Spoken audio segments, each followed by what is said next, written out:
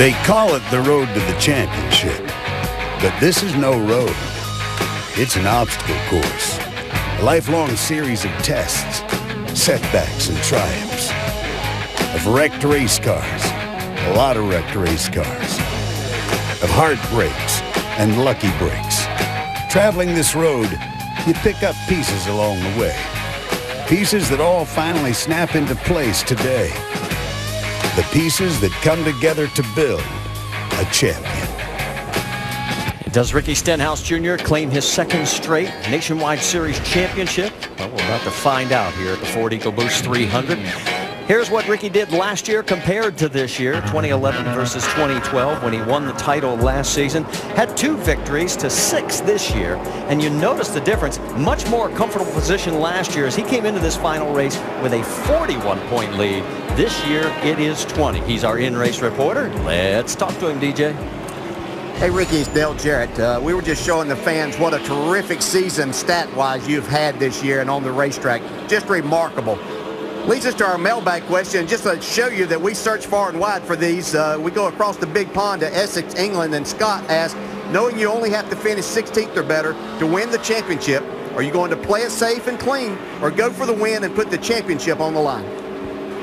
Dale, you know me, I like to drive hard, and of course we want to win the championship here, Ford Championship weekend, but you know, that's our main goal. If we have a shot to go win this race, we'll definitely go do that too. So that's a great question, but we'll stay up on the wheel all night long. Hey, Ricky, yesterday only 15 laps between the 2 practices, and I know you had a tire issue with a puncture in the right front, so you cut it off early. Do you still feel like you've got this race car where you need it to win this championship today? 10-4. We felt good about our Cargill Beef Mustang, and you know, we drank some NOS before the race, so we should be good to go. This thing's rested up.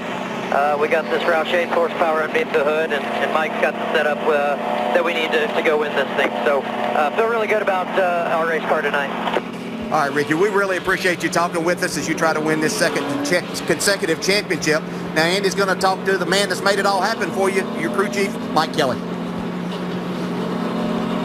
Hey, Mike, it's Andy up here. We're hearing how Ricky's talking about driving hard, trying to win, but have you done anything to hedge your setup a little bit toward the conservative side today to win this championship? No, not really. We brought a really good race car down here. We had a good package down here last year, so we feel we came back with that, and he was happy with it in practice.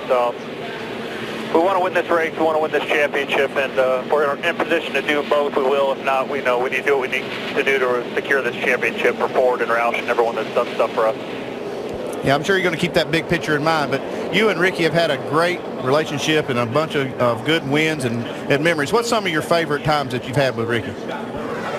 And I think getting that first win in Iowa after all we went through 6 months earlier, you know, at that track. That, obviously last year's championship, and coming back this year, he raised the bar on the team to come back and win. He wanted 6 to 10 wins and go for another championship, and here we are. I couldn't ask for a better friend in life and a better race car driver to sit behind our wheel, and just proud to get up here and sit on the box with him. Yeah, that was one thing I was going to follow up with, Mike. I know that this has to be a little bittersweet for you going for this championship, but it's the last race that you'll have with Ricky. 10-4. And a little emotion there, as you can tell, as the relationship very tight between those two. Mark Hollywood Armstrong, he is the rear tire changer on the number 54 of our pole sitter, Kyle Busch. Hollywood, the drivers have 200 laps to make it or break it. You're going to have 3 chances as the pit crews down there. Let's talk about the championship contenders, the pressure not to make a mistake. They've got a ton of pressure on them, and they don't have next week to fix it if they have a problem. This pit crew behind me, they've got 3 stops today. Hopefully they get them all right and don't have any penalties and no problems. And if that's the case and they have a good day, well, at the end, they're all champions. But you don't want to be the guy to miss a lug nut or have one fall off or any kind of penalty and have to come back in. That could be something very difficult to deal with over the winter. But these guys are ready for that challenge. Great stuff, Hollywood. You be safe down there. All right, let's talk about our dual path onboard cameras, because we've got one, of course, with Elliott Sadler in the number 2 with the Nationwide Insurance onboard camera. All right, buddy, we got to go win this race. That's the only chance we got. Just go give it all you got. I know you will. You have all year. Go finish it off right. Austin Dillon in the number 3 will start 3rd. He's got the Goodyear onboard camera. Regan Smith in the number 5 with the Chevy on board. And our in-race reporter, Ricky Stenhouse Jr. with the Ford Ecoboost on board. All right, boys, I'd like to tell you we waited a lifetime for this, but we waited a year, and we waited a year to repeat. We put ourselves in position to do it. We got one more night, execute, everyone stay focused. We got 200 laps. Number 7 of Danica Patrick also has the GoDaddy onboard camera. And the number 18 of Joey Logano with our Toyota onboard camera. Justin Allgaier in the number 31, fresh from Florida Gulf Seafood on board. And Kyle Busch, our pole sitter, in the Nationwide Insurance onboard camera. So the pace car is now into turn number 3. As you can see, the lights are out for Kyle Busch, looking to keep that streak alive, at least one win in each of the last 9 seasons. He has 11 career wins from the pole, most of any driver. He also won his last 2 starts here. But the guy right to his right, Elliott Sadler, knows what he has to do if he wants to win a championship. And the man he's chasing in that championship right behind him in the number 6, that is Ricky Stenhouse Jr. Pace car has pulled down onto pit road. They make their way down the front straightaway. Oh, so slowly, but the hammer is about to go down, and the Ford Ecoboost 300 is green.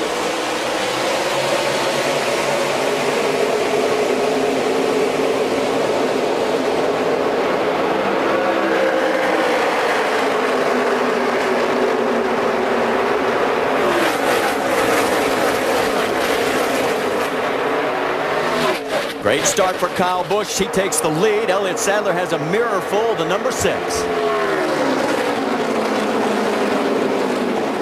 You might see these cars on the bottom and middle of the racetrack here for a few laps on fresh tires, but once they get a few laps on them, they're going to be right up next to the wall. Austin Dillon has slid into that 3rd spot now. And here comes the 6 of Stenhouse taking a peek underneath. Austin told me, guys, before the race that the fresh tires, you can run the bottom, but as the laps keep going, you're going to have to go higher. Yeah, just to carry any speed, because it takes so much with getting down into the corner, trying to run on the bottom. You'll really wear these tires out much quicker by doing that. So if you're going to carry any speed through the center to get your straightaway speed, you're going to have to keep that momentum up, and that's best done from the middle of the corner up to the top against the wall. See Elliott Sadler just creeping right up to the back bumper of Kyle Busch. This got to be a big day for Kyle Busch. He really wants to win this race. He's got to have the pole. He's got a great starting position here, but I know that he's focused on trying to win this thing. Saw team manager Rick Wren right before qualifying. He was nervous. I mean, he flat out admitted, he says, we want this so badly. We've come so close. He's been passed on the last lap twice this year to lose races. Yeah, last night in the truck race, he did the same thing, got passed right at the line. You see Ricky Stenhouse Jr. has gotten back around the number 3. So put Stenhouse back in that 3rd position. And notice everybody already starting to head to the top. Yeah, as we go back down, we're going down the back straightaway now, so the sun's not an issue. But as they come off of 4, they're going to have a little bit. There's some cloud cover right now, and the sun's kind of peeking in and out. So it's not going to be as bad as what they have, and we're probably anticipating. But from this area right here till they get to about the start-finish line, it's going to be a little bit of a problem until the sun goes down. There's the sun angle, as you can see right there. The grandstand finally shades it for you. Not as bad as last week at Phoenix. Man, it was blinding there. Yeah, no, not as bad as they normally have it here because of that little bit of cloud, and the sun is starting to set already. No changes up in the top 4 positions. Got a little bit of action there as Regan Smith looking to go underneath the 88 of Cole Whitt.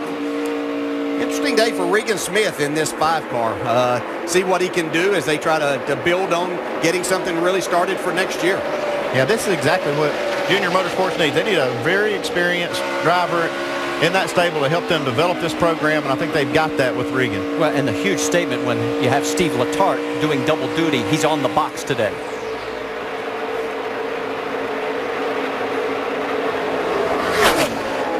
Elliott Sadler there as he went by, getting closer and closer to Kyle Busch. Hasn't been able to get up beside him yet. See that number 22 of Ryan Blaney in the truck race last night.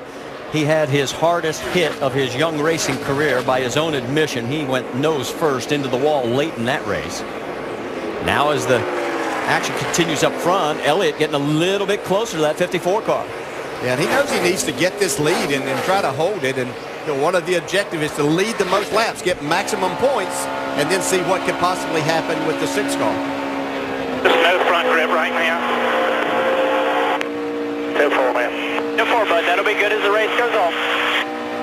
Well, that's the thing. They're not going to have grip anywhere. Once these tires get some laps on them, they're going to be sliding all over the place. It's who can do it the best, and I think right now it looks like Elliott Sadler is.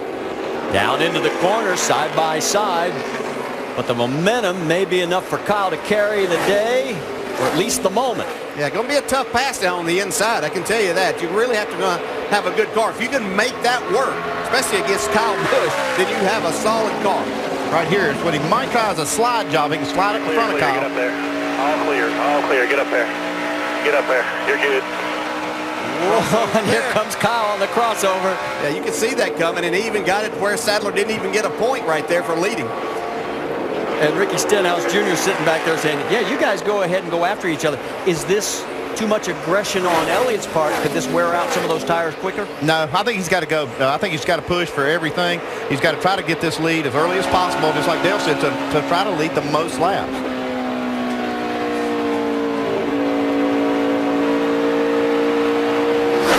See, Ricky Stenhouse got a good seat for this, and I'm sure he's just, as long as he can see the back bumper of that 2 car, he knows he's safe. I don't know if I'd get much closer unless I knew I could go right by him. Did you see how close that 54 was coming out of 4 to the wall? You can probably see him get closer before it's over. Yeah, he's not afraid to get up there. You know, to make that really work, you have to get right up there. Once these tires, the air pressures get built up, you have to be right there. And literally what it'll look like to us at times, then it's going to be running into it. But you literally kind of use that wall, the air coming off of it as a little bit of a cushion to help you feel a little bit more stable and make speed around this place.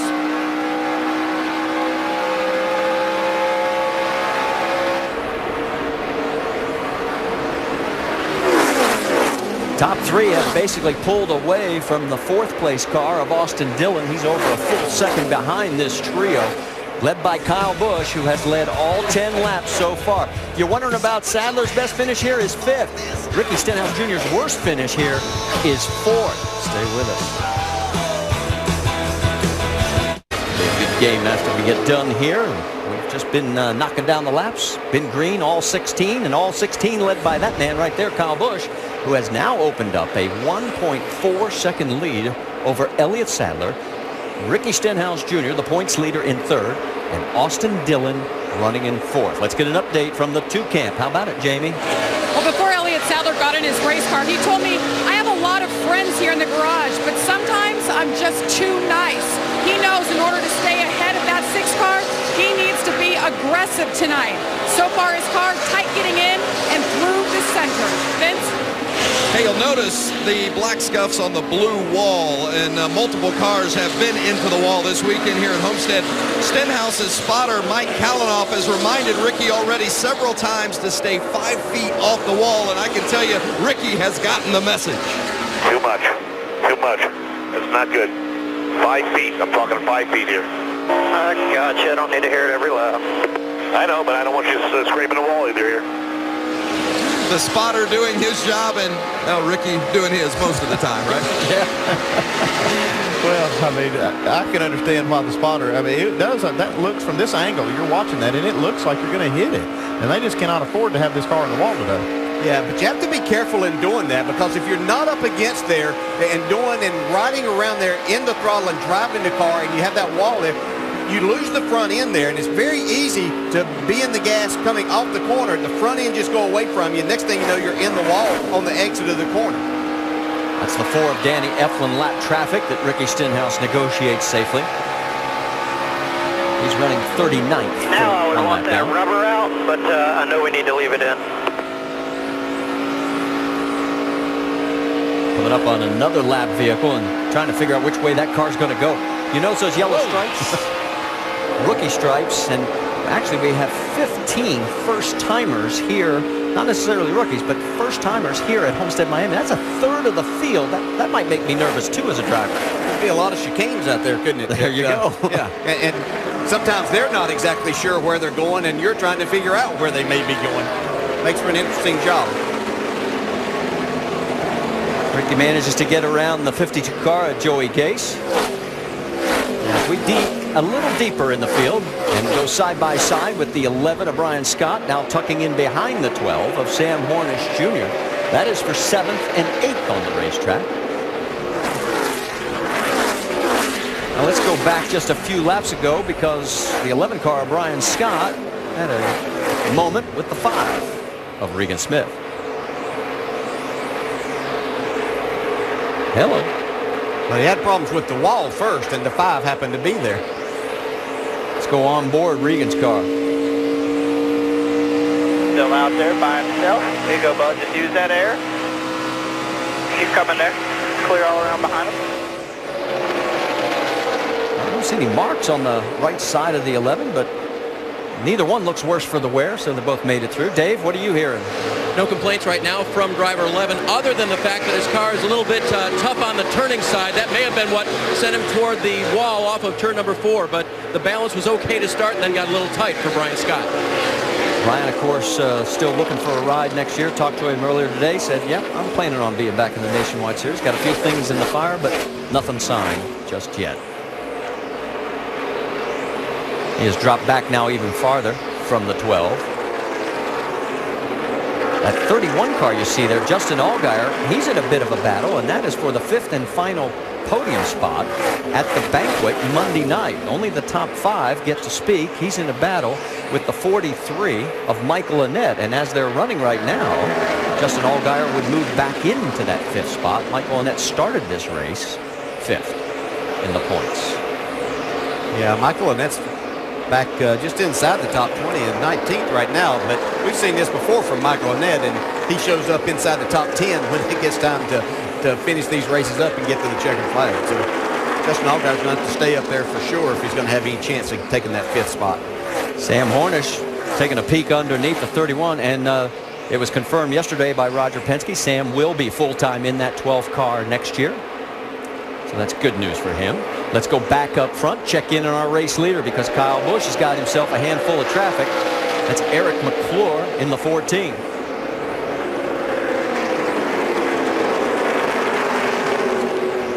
Let's go back a few laps ago, because our video crew picked up an incident between the 01. As a water bottle comes out right in front of Kyle. This is what it looked like on board. Yeah, see, I'm not a fan of these drivers throwing these things out during the green flag onto the racetrack. I know NASCAR Let's Go said they see that, but there's really no reason to be getting rid of that right at that point unless you're looking for a caution. Well, and a lot of water on that right front tire going into turn number 1 would not be such a great idea either, would it? Didn't seem to hurt Kyle. He is still out front. He has led every single lap so far. Stay with us. Tight. As they run here at Homestead-Miami Speedway, Elliott Sadler has picked up 1 point because he's right in front of the 6 of Ricky Stenhouse Jr. The problem is, because of the tiebreaker, he needs to pick up 20 more. And all he has had since the start of this race is a mirror full of Ricky, who's looking for his 2nd consecutive NASCAR Nationwide Series title. They are all chasing Kyle Busch, who has led every single lap of this race so far. And Kyle, as you can see, running that high line. Yeah, he's kind of in another zip code right now. He's pulled out to over 5-second lead. And you can see some of the traffic that these two are now having to negotiate.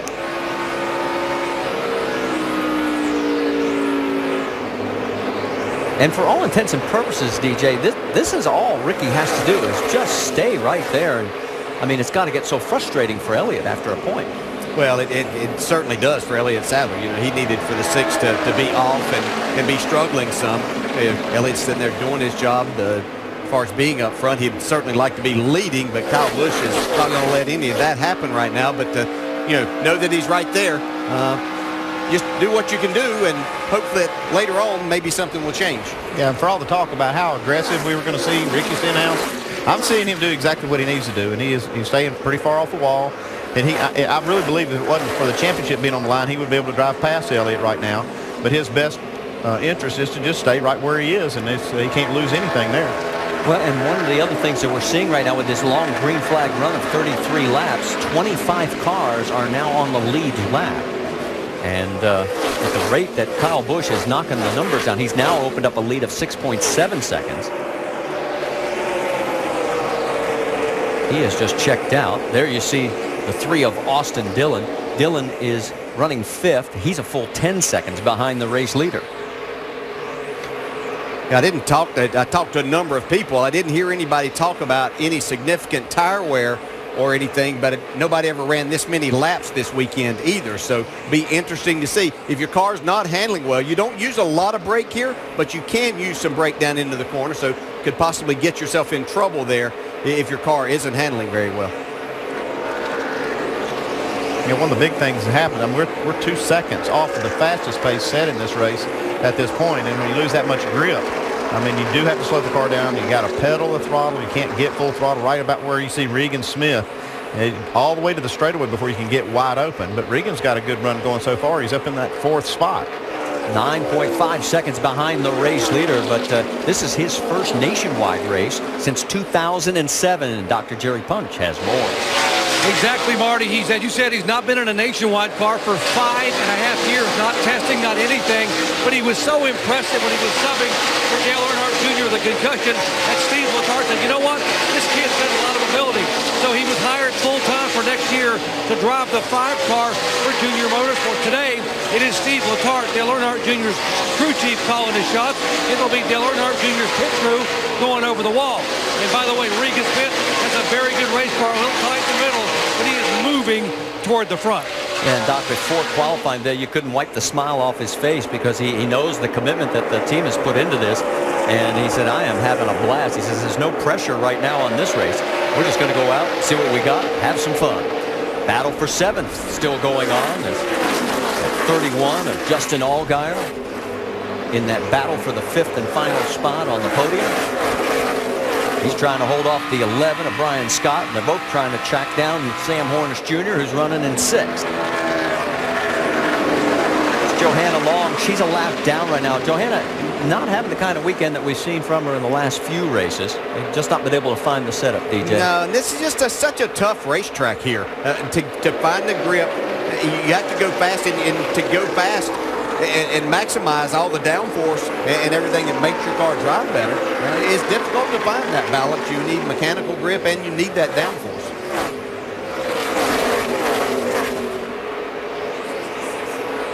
Well, everybody is still chasing Kyle Busch as the laps are really flying by. We have completed 38, now 39 laps, and Kyle's lead is 7.9 seconds. The last year Kyle Busch did not have a nationwide win, 2003, when he was 18 years old.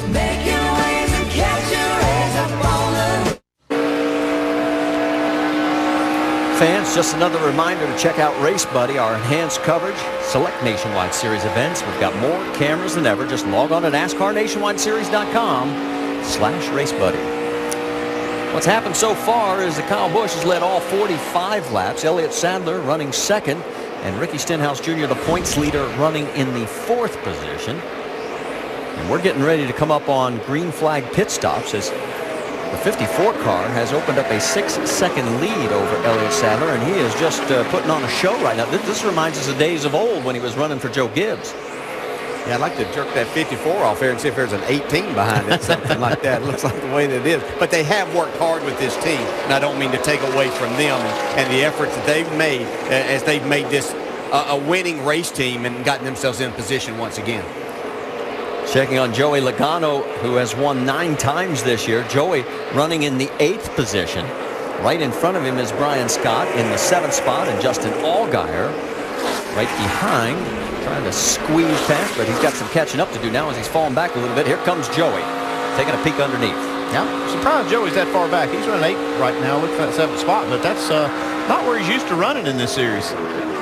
It's a little surprising for sure because these are the type tracks that they've really kind of excelled at this year.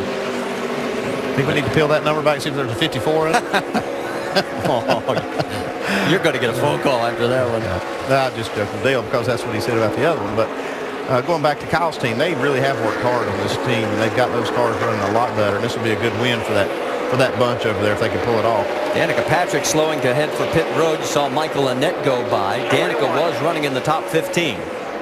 And we're starting to see green flag pit stops. Dave? Danica was running 16th. That was 2 positions worse than where she started. That's because the car will not turn. So they're going to go up on the track bar 2 full rounds, give her 4 tires and Sunoco fuel. So they continue on the left side of the car, out on the track. Kyle Busch continuing to motor around. The 5 is in. Doc, it's yours. Yeah, third place car, Regan Smith, Dale Earnhardt Jr.'s 88 crew from the Cup Series, hitting the car. He said the car was getting a little bit tight, but getting better. Left side tires going on the 5 car now, filling up with fuel, slide air pressure, no other adjustments. Now right in front of him is the 31 car, Justin Allgaier. Chassis adjustment, right rear. Allgaier said the car way too tight, getting up off the corner. He said I was getting so much front end pop, I couldn't turn the car. Air pressure and chassis, Allgaier away. Vince. The 54 of Kyle Busch. He's been the man in front all race long so far, and his car is good, just a tick free. So they're going to make a 4-tire change and put some wedge in it as well for the leader, Kyle Busch. Jamie? Elliott Sadler said he just wants a little bit of help, but the car is getting better as they run. The track is freeing up. Track bar adjustment, 4 tires for Elliott Sadler. Vince? The 6-year championship leader, Ricky Stenhouse Jr., just lacks overall grip. They made an air pressure adjustment. You also saw him go down on the track bar to give him a little bit more stability in the front and rear. So the 2 championship contenders are caught. There is the 3 of Austin Dillon running 3rd in the championship points. What I'm surprised about, DJ and Andy, is that that 2 car did not stay out to lead a lap. Yeah, you can't afford to, because there's so much to be gained with these new tires. If he waited just 1 more lap, he'd have lost a couple more seconds. He's already too far behind. Jamie? And Joey Logano saying he had a 4-wheel drift on exit, 2 loose, 4 tires, air pressure, spring rubber, and track bar down. All kinds of changes to get this car snugged up. Vince? The 88 of Cole Witt just says it's too loose off. It's tight across the center and then loose off. And he says it's changed since the sun has gone down. So they made an air pressure adjustment, cleaning off that grill, and 4 tires for Cole Witt. So as he comes back out on the track, we can tell you that Joey Logano did lead 1 lap. And Kyle Busch is shown back in the race lead right now. And you can see how the points still stack up, with Stenhouse leading by 19. And in that exchange there through the pit stops, Regan Smith was able to get out in front of Elliott Sadler, so he's taken over the 2nd spot now. Behind Sadler in 4th, it is Ricky Stenhouse Jr. And Sam Hornish is running in 5th. And just that 1 lap we were talking about on those tires, he pitted 1 lap sooner than Elliott Sadler, and obviously had a good pit stop. Why didn't we run 1 more lap right there? I just ran over something. Definitely debris on the racetrack. I just ran over it. So he was asking the same question that I asked you guys, but then all of a sudden now there's some concern in his voice because he said he ran over something. Luke Lambert on the right. Jamie, what are you hearing down there? Well, he's talking to the team. They got the binoculars out to zoom in on the front of that car. He said, whatever I hit it square. Doesn't look like there's any damage right there on the splitter, but he said what I'm more worried about is the radiator puncturing a hole in it. So he's keeping a close eye on his gauges right now, and you can see a better look. Great camera view right there. The splitter looks okay right now. And our crew back in the production truck are checking to see if there was any video recorded, and they say nothing so far. So looks like everything's going to be okay for the number 2, but a bit of a scare. You could hear it in Elliott's voice. Yeah, the driver knows that. And it could have just been something as simple as a water bottle on the straightaway. Once again, after pit stops, one of the drivers throwing that out. Maybe it not getting all the way off the track and slid up underneath. Doesn't look like any damage so far. 54 laps of green flag racing. 17 cars are shown on the lead lap. That's right, just 17, and we're just past a quarter of the race. And right now, Elliott Sadler finds himself ahead of Ricky Stenhouse Jr., but only by 1 position on the racetrack, which means Stenhouse is in control of the championship. As of right now, Sadler still chasing.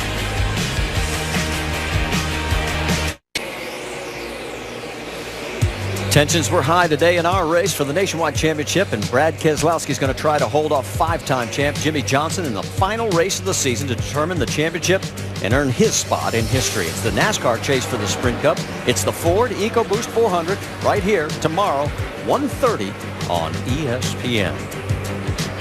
Work still going on back in the garage area for the prep for tomorrow's race.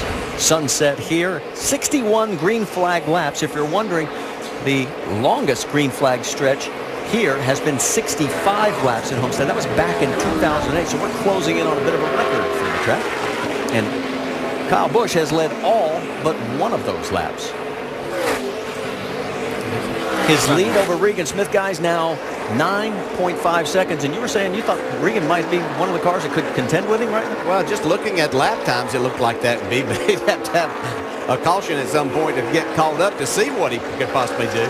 But, yeah, it's a huge lead. Kyle Busch is just doing an amazing job. We just haven't seen this team be this dominant anywhere, but Regan Smith's doing a fine job here. Boy, this is a sign of things to come. They'll be right in the middle of things next year. A little bit farther back, just about a second, is Elliott Sadler, who is running in the 3rd position. And Andy, I mean, he's doing all he can. It's just that the man right behind him, Ricky Stenhouse Jr., is staying right there in his mirror. Yeah, I'm watching lap times. I think they made a good adjustment on that green flag stop and have his car just a little bit better. Both of these guys making those green flag stops really pretty close. The teams did a good job, and the drivers both, neither one of them made a mistake under green. Well, we talked with Hollywood Armstrong about, you know, how these guys could affect their championship effort on pit road, and look at how close this was. Yeah, right there toe-to-toe. The crews are identical. See just a 10th of a second difference in the time down pit road for the driver. So Ricky Stenhouse Jr. running in the 4th position. The 12th car of Sam Hornish Jr. shown in the 5th spot. And he's got Brian Scott in the 11, not too far behind him. In fact, there's both of those cars, the yellow cars coming at you. The 12 first, the 11 second one in line. Yeah, once again, seeing this 11 of Brian Scott do some good stuff. Now, let's see. You know, here we are 64 laps into this race. We've seen this before from them. Can they finish this off? Man, it'd be a great thing to see Brian Scott be able to do that, because he just had so many things to happen with this race team. But it's really a good team. Brian Scott does a nice job, but they haven't had a lot of luck on their side, Dave. They haven't, DJ. The car looked good coming off that last corner, which is where Brian has had some of his issues this year. On that first pit stop, they made a wedge and an air pressure adjustment for him. The car was having difficulty turning. He just radioed in. The car is more free this run. That leads me to believe that it's still a little bit tight. He'd like a little bit more turn in the car, but not a bad run so far. He picked up 1 spot on that exchange of pit stops. Ryan Truex in trouble. Yes, into the wall. Clear. Back it down, back it down. Wrecking off a 4 here. Wrecking off a 4. Working lap number 66. Watch for debris here, late exit. He was running 13th at the time, and Ryan, of course, trying to impress somebody so that he could get a full-time ride next season. This is not the kind of impression he wanted to leave. Let's go back, take a look, see exactly what happened to the 20. Looks like he gets up into the wall there to start with as he's trying to get off. It's almost like he's got a tire down. I guess he just turned it too hard. That's a mistake there. You've been better off just locking that thing down and trying to keep it off the walls.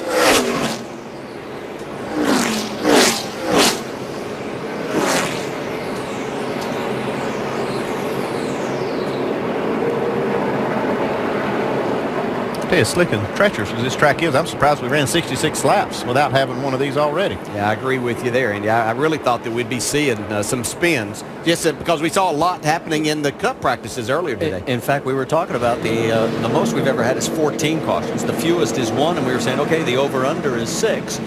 And we all thought that it was probably going to be about 7, 8 cautions, and here we are, 66 laps into a 200-lap race, and our first caution of the day.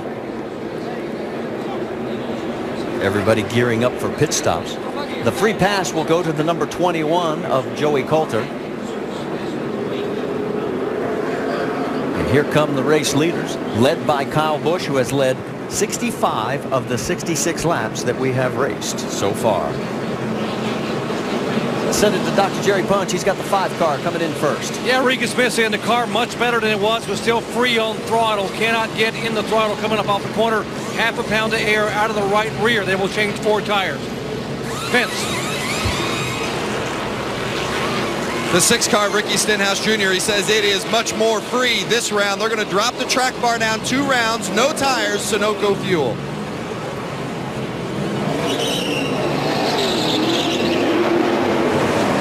See the race off pit road. Ricky Stenhouse Jr. with no tires picks up 2 spots. Kyle Busch drops 1. Austin Dillon picks up 3. Ryan Blaney picks up 5. And look at Danica Patrick picking up 7 positions. So we'll sort it back out for you when we come back. The final race of the NASCAR Nationwide season for 2012. The championship on the line between Ricky Stenhouse Jr. and Elliott Sadler. Start of the race pretty much as we expected. A lot of action behind race leader Kyle Busch, who's really dominated, leading 66 total laps. This is the reason for our first caution.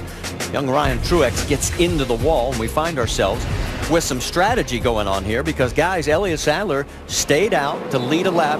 That was 18 laps ago before this caution came out, so his tires are 18 laps older. Well, don't forget this series, they have a restriction on how many sets of tires that they have available to them. They've got 6 total sets, including the ones that they start the race on and practice. 4, Elliott, that's 15 laps of green. I think we need to save a set right here. 4, I got you. All good. Yeah, so you have 1 set for practice, and then you've got 1 on the car to start the race, 4 on the ground. And Jamie, let's get more on this 2-car strategy. Well, Luke Lambert continued there on that conversation. He said, hey, we can go 40 laps from here, Elliott, so we're going to be fine. And Elliott said 10-4. He's all about being in front and leading some laps now.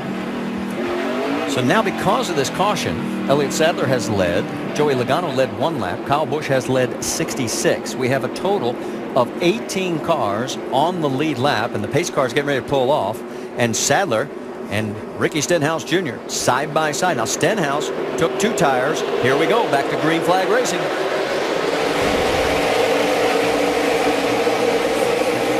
Kyle Busch looking down low on that 54. Still 3 wide.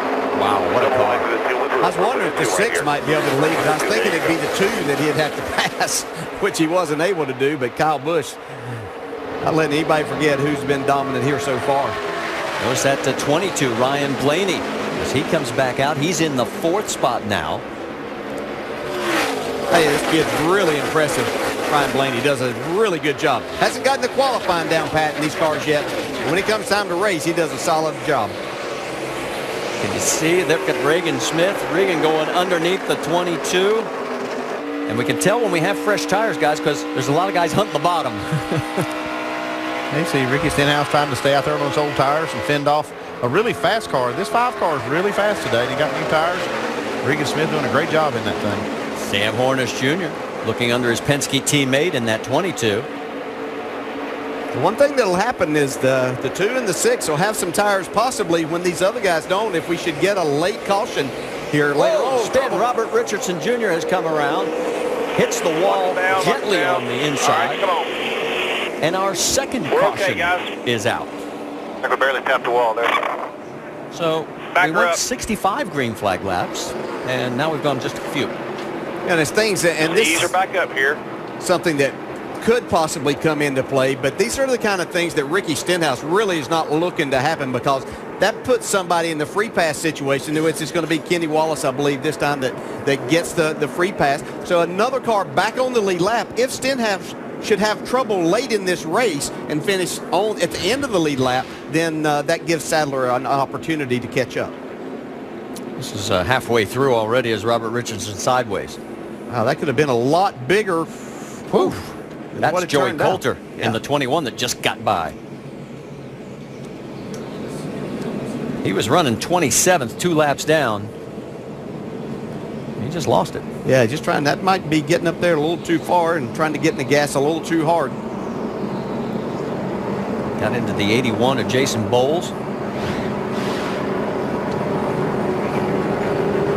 And you were correct. The 99 of Kenny Wallace does get the free pass. 19 cars back on the lead lap. I just ran over something in 1 and 2, went underneath the center, checked the splitter. Well, this is the second driver that we've had that report, and let's check his splitter. Looks pretty good. Yeah, looks good to us, Kyle. Don't see anything there. You just worry about that going under the car, maybe getting a piece of one of the tires. anything else. Like we heard earlier, they were worried about some of that debris maybe going through the grill and getting the radiator, but it looks fine on Kyle's car. Well, with some of the luck that this car and this team has had this year, it doesn't surprise me that he's paranoid about every little thing. Yeah, you could kind of hear that in his voice right there, because it just, I mean, after a while, you kind of wonder what's going to be the next thing. And with the car the way he has it right now, looks like it's unbeatable. Yeah, I couldn't believe how good he was on that last restart. We're going to get another look. So as this yellow flag continues, we're going to step aside for just a moment as it's Kyle Busch still looking for that all-elusive first victory here in 2012.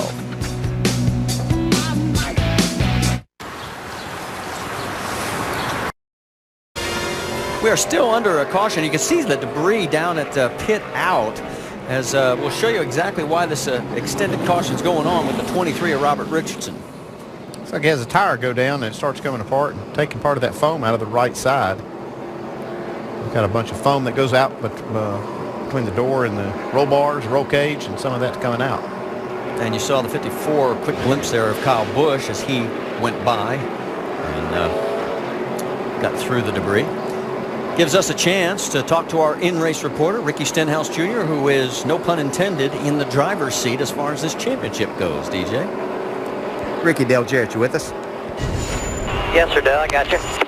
Well, looks like so far so good in this battle for the championship for you. Track giving you anything that you weren't expecting so far? It's been pretty spot on so far, Dale. We were a little tight in the first run.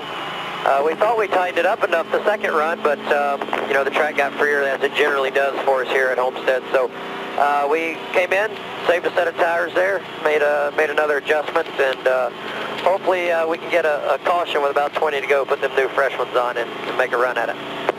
Yeah, I thought you might get kind of excited having that set of tires and knowing what that might allow you to do late in this race. Yes, sir, for sure. As you know, when you have a racetrack that wears out, you can, a fresh set of tires in there, you know what you can do with that. So it always makes for a fun race. All right, thanks for talking. So let's remind you of what's at stake here as far as the championship and what Ricky Stenhouse Jr. has to do.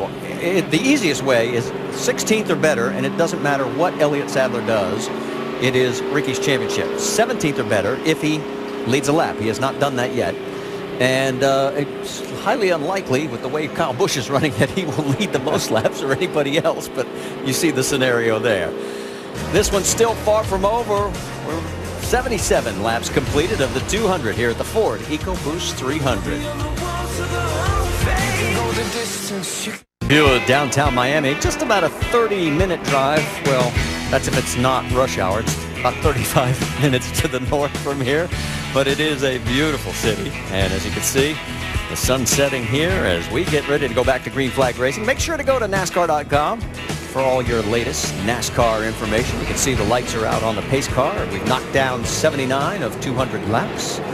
And on the front row, it will be Kyle Busch, who has been the dominant car in this race so far. He's led 75 of the laps, and he has decided to take the high side, driver's right. Alongside is Elliott Sadler, Ricky Stenhouse Jr. and Regan Smith in row number 2, and then Sam Hornish Jr., Ryan Blaney in row 3.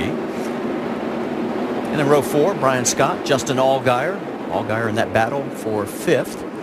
And then you see Austin Dillon, Brendan Gaughan, 2 of the RCR cars. Pace car has pulled down.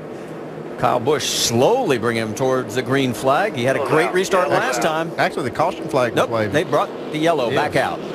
They have added a lap, so luckily we did not have an accordion crash. Yeah, spotters definitely doing their job right there, because it looked like everything was coming to the green flag. The pace car had come off the racetrack. We were hearing in our ear that they were going to add a lap to this caution, but boy, I'll tell you, that could have been bad. It confused us because the pace car, you're right, did pull down, and everybody kept coming towards the green flag, and luckily, no mishap. So we'll go one more time around, and the pressure continues to build as we have 120 laps to go. You know, we've talked so much about the championship. How about if we let Elliott Sadler talk about his chance to win this title?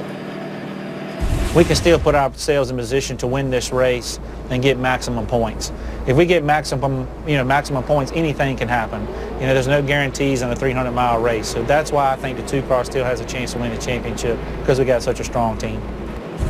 Right now, it looks like Kyle Busch has the maximum car, but, I mean, it still comes down to what Ricky Stenhouse does, doesn't it? Yeah, it really does. And Elliott has to be there to take advantage if something should happen to Stenhouse. And as I mentioned a minute ago, if there's a problem late in the race with 19 cars on the lead lap right now for the 6 car and Elliott's running second, then that could possibly be enough to get him the championship.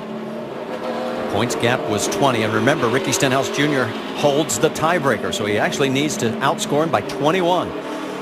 Here we go, on board with Ricky as we head for the green flag and the restart. Kyle Busch, the race leader.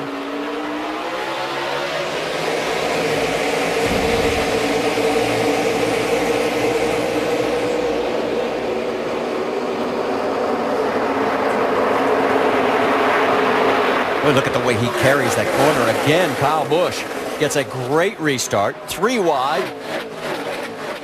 Ryan Blaney, the 5 of Regan Smith.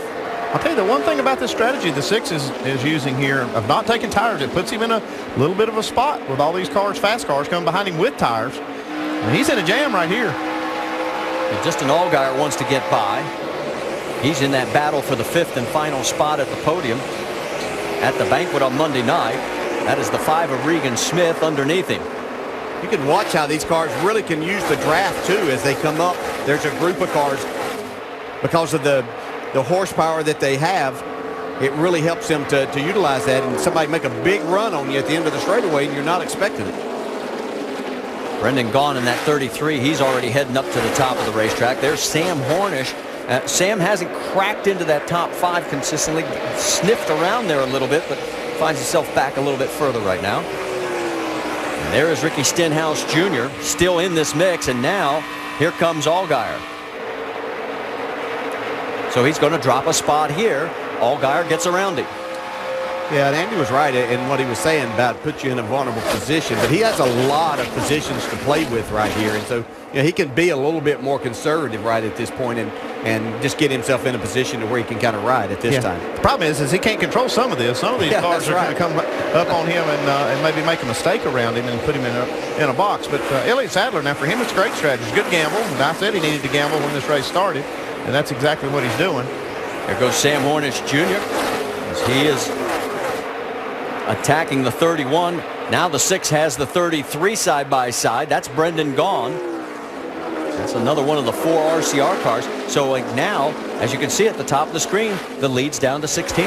Yeah, it looked like Ricky was pretty aware that that's an RCR car too. So he gave him plenty of room. There is Elliott Sadler with Regan Smith in his mirror. That is for 2nd place on the track, and here comes Regan. Well, how about this? If Regan Smith could somehow come back after a 5-year hiatus from the series and in his first race come out and put on this kind of performance, maybe even have something for Kyle Busch. I think it says a lot about where Junior Motorsports has gone, too, to be able to put another car out here at this kind of effort. We talked about how the 7 and the 88 have improved, and here's just another example of that. Well, to give you an idea, the 88 of Cole Witt is running in 8th. Danica Patrick, she is running 11th right now. So all 3 of those cars on the lead lap. Yeah, Danica came in and got tires on that last caution. It didn't take them the previous time, but she came and got 4 tires that last time, using it to her advantage right now, making some passes back in the pack. There she is with Ryan Blaney side by side, and there is Austin Dillon also in the mix. Yeah, Austin, another one of those that only took fuel 2 cautions ago. So you can see he's starting to slide back a little bit. Dave, what are you hearing on that 7 car? Marty, DJ explained what Danica did. Here was a discussion that led to it. What do you think, Danica?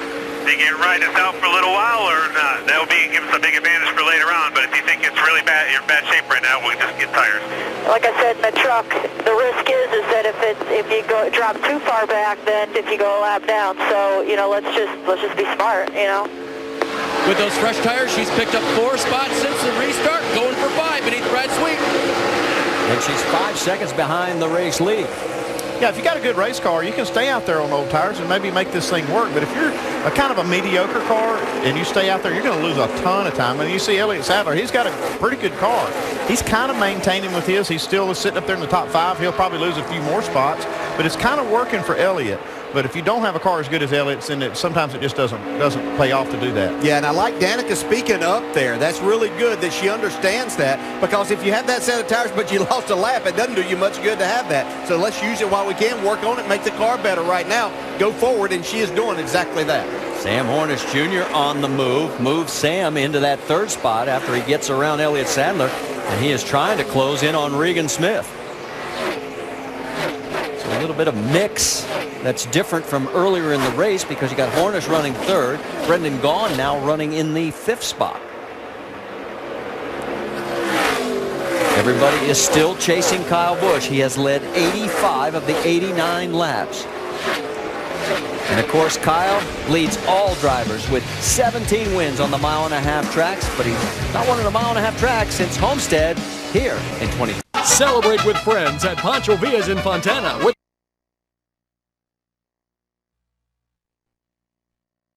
Or breastfeeding should not use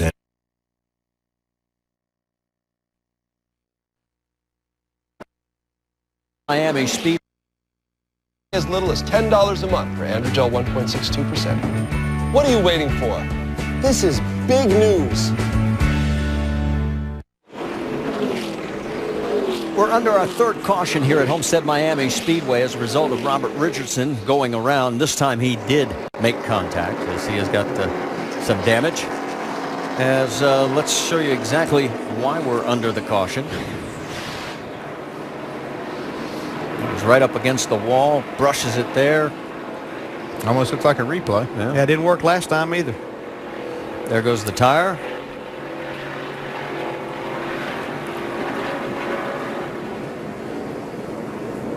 No one else collected in this 3rd caution incident. But we do have a new race leader. And it happened before the caution came out. Pit road is open. We'll tell you it is Regan Smith with Sam Hornish Jr. 2nd and Kyle Busch 3rd. And everybody is coming. And Kyle Busch may be the happiest one of the bunch. Yeah, and Danica stays out right there. She took those tires the last caution.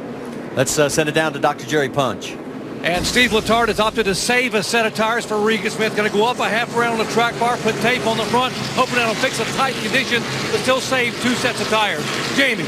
Elliott Sadler expects his car to loosen up on sticker tires, so they're going to stay ahead of it. Track bar adjustment, 4 tires, Vince.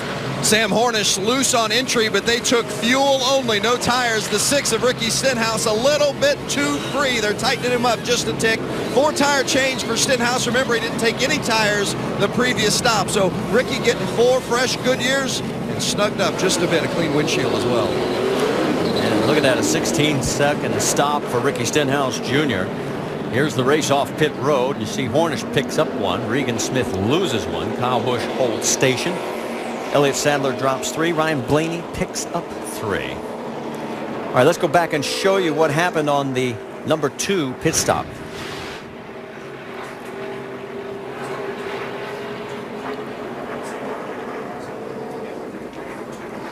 Oh, no. He'll be coming back. Yep, they have to have them all on there. Oh, and what was it that we talked about with mistakes? Mark Hollywood Armstrong?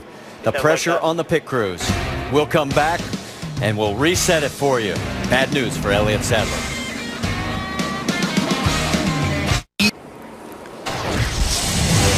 They call it deja vu all over again. This is last year for the 2 car. Notice the official on the right rear. Fellas, you're missing a lug nut. And Elliott would have to come back in just like he did here, and he had a speeding penalty on top of it last year. He came back to finish in that race 6th. Now here is what happened. Check the left front, and you can see the lug nut fall off. The official catches it, and he had to come back in. And right now he is shown in 19th position. Elliott, we'll overcome this, brother. You drove from the back twice here last year. Keep digging hard. We'll overcome this. 10-4, we'll keep digging here. Good news for Elliott. 3 drivers this year have won after pit infractions this season. Take a look who's in the lead. Danica Patrick, she stayed out, takes driver's right alongside of Sam Hornish Jr., then Kyle Busch, Regan Smith, and Brian Scott, and we're green. And on those old tires, Danica's in a bad position. Got a number of those drivers too there, Kyle and Regan Smith and Sam Hornish only got fuel that time, so they kind of got back on the same page with Stenhouse and Sadler, even though those two have tires, but they're well back now, so they still have the same amount of tires right now. But Danica struggling on this restart.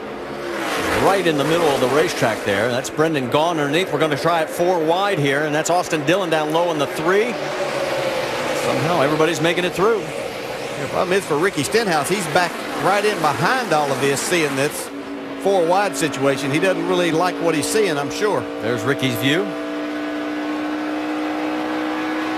He is side by side with Danica right now. That is for 11th on the racetrack, and we still have 3 wide right in front of him. Well, you can hear him just having to pedal that throttle. Saw that 98 car. That is Kevin Swindell. He's given this another good ride. He's running in that 12th position right now and still got a bit of a log jam there. You can also see the 2 of Elliott Sadler working his way back up.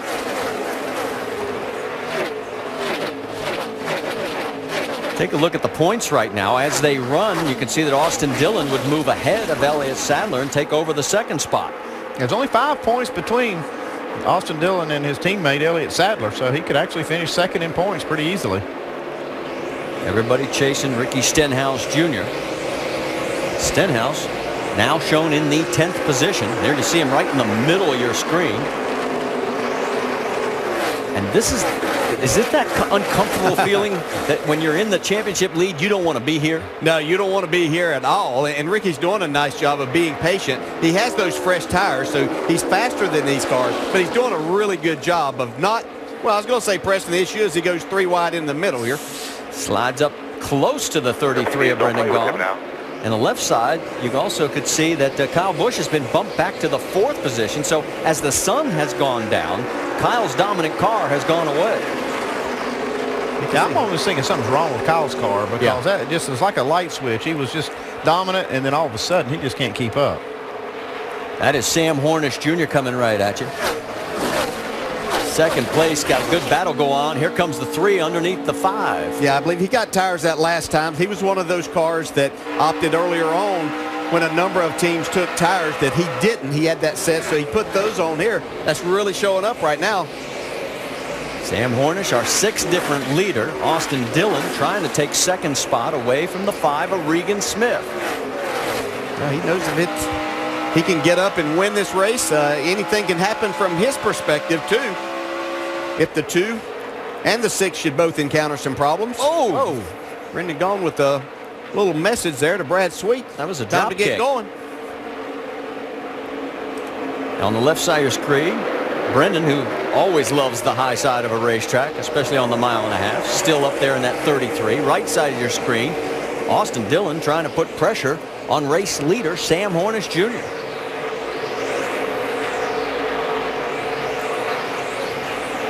Here comes Dillon down the backstretch looking for the race lead. And he made it look pretty easy. That just shows what tires will do. I mean, this Austin's had a pretty good car, and I know they've made some adjustments, but having those fresher tires just makes such a huge difference.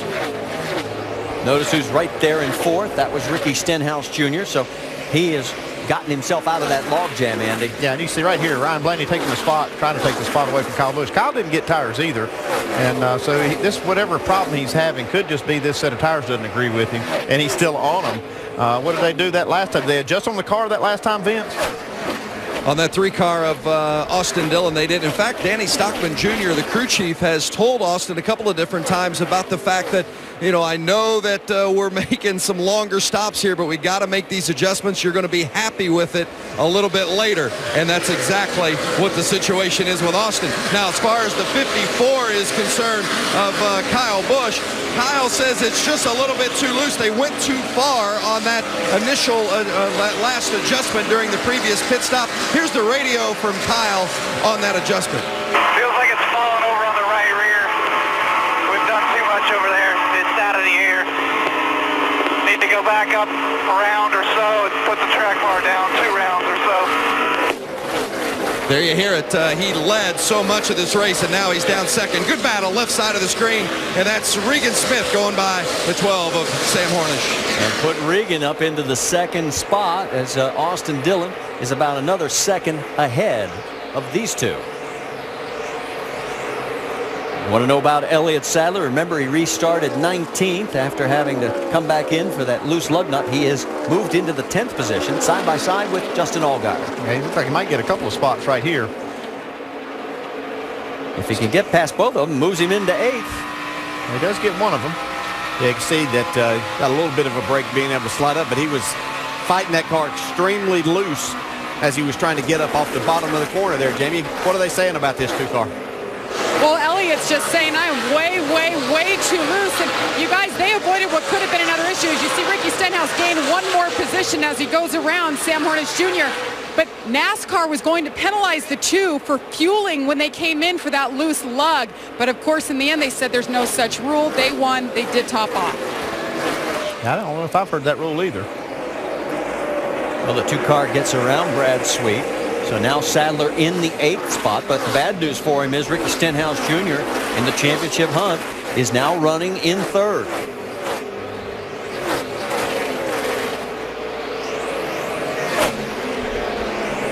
There you see Regan Smith, the other race leaders. Here comes Ricky Stenhouse. Now he's looking for 2nd on Regan Smith. Made some big swings. Now it's back a little loose. 10-4. Yeah, I believe the track's going to that side because we've heard a couple of cars, and Kyle Busch was one of them, making some of these adjustments and making these swings in the way the car's driving. I heard Elliott Sadler say his car was very tight in the beginning of the race, and now it's loose after they've made a slight adjustment to it. So I believe the track is going in that direction. Yeah, and I think that's what Ricky told us when we talked to him a couple of cautions ago, that his car had been on the tight side, but he was anticipating it was starting to free up. He anticipated it to do even more as the sun went down. He was running the middle of the track on the last 2 corners, not able to get around. But right now, Ricky Stenhouse Jr. well in control of marching towards his 2nd straight championship. Just 88 laps to go. We have our own championship battle underway in South Florida, just a little bit south from Homestead-Miami Speedway. Lots of different strategies out on the track this evening. For example, the last round of pit stops, Rusty, a couple cars came in, took no tires. Danica Patrick stayed out, didn't take any, obviously. Well, there's definitely a different strategy for everybody, Ray, and that's something that we're going to see throughout the night. Yeah, you know, what we're seeing is guys playing poker with different sets of tires. When the Nationwide Series, they're limited on the number of tires that they can use, so when to put them on, when to hang on to them. We saw a lot of that going on during the middle of the race, and it looks like Austin Dillon and Ricky Stenhouse have dealt the best hands, played that the best. But I think it would be a moot point if we have another caution, because right now all the competitive cars seem to have 2 sets of tires left, which will be a factor at the end of the race. Yeah, all the competitive guys seem to be in the best position as we get down to 80 laps to go. But I'm noticing as we're sitting down here at turn 1, it has cooled off pretty significantly outside, and you can hear these guys getting out of the throttle a little bit quicker down here as they get into the corner. That tells me that those engines are picking up some horsepower, picking up a little bit of speed, and they're maximizing them. So more speed, more push in the corner, going to need those tires as we get down. Well, the track change is a big thing right now, guys. You see it right there. We started the race at 87 degrees. Now it's currently 80 degrees. And the track is cooling off, and it's definitely changing. And what I noticed is a lot of drivers now are saying, hey, I'm getting loose. And generally when the track nowadays cools down, these cars get a lot looser. And I believe we're seeing a little bit of that trend. It's not a big change, but I'm hearing a lot of guys talking loose right now. You know, again, they run the right rear springs in these cars so stiff to keep the spoilers up in the air that as the track cools off, they do slide a little bit. And again, we have seen certain teams be able to adjust. We heard Austin Dillon on his radio a little while ago say, hey, I've got a race car now. You know, it could be because of the tires, but the guys that can stay ahead of track changes end up in the front at the end of these races. Things are changing on the track. Things are also changing atop the leaderboard. Let's go up to speed with Nationwide Insurance. Our top 3 in points. Vince, what's up with the points leader? Well, the man that is in front of this race right now is that 3-car of Austin Dillon. He's your race leader. Came into this final race of the season 3rd in points, now up to 2nd in the standings. His crew chief, Danny Stockman's been working on the car, and Austin likes what he's got. Good job, boys. Got a race car now. 10-4. 10-4. It looks a lot better here. Just keep doing what you're doing. Danny Stockman told me just before the race, we've got nothing to lose. I'll gamble whenever necessary. As far as the second place car on track, that is the points leader. Ricky Stenhouse Jr. going for his second consecutive Nationwide Series championship. Says the car is just a little bit too free, mainly in 3 and 4, but otherwise it's pretty solid. Jamie? And look who's moved up into the 5th position, Elliott Sadler. After one heck of a year together as a team, they are breaking up after tonight. Of course, crew chief Luke Lambert moving up to the Cup Series with Jeff Burton. And meanwhile, word in the garage that Elliott Sadler will be racing for Joe Gibbs Racing next year in the Nationwide Series. Of course, that has not been announced yet, but since the restart, he has gained 14 positions and continues to go forward. Nicole? Top 3 in points, separated by 22 as they run right now. Anything can happen in these final 77 laps. We'll take you the rest of the way when we come back.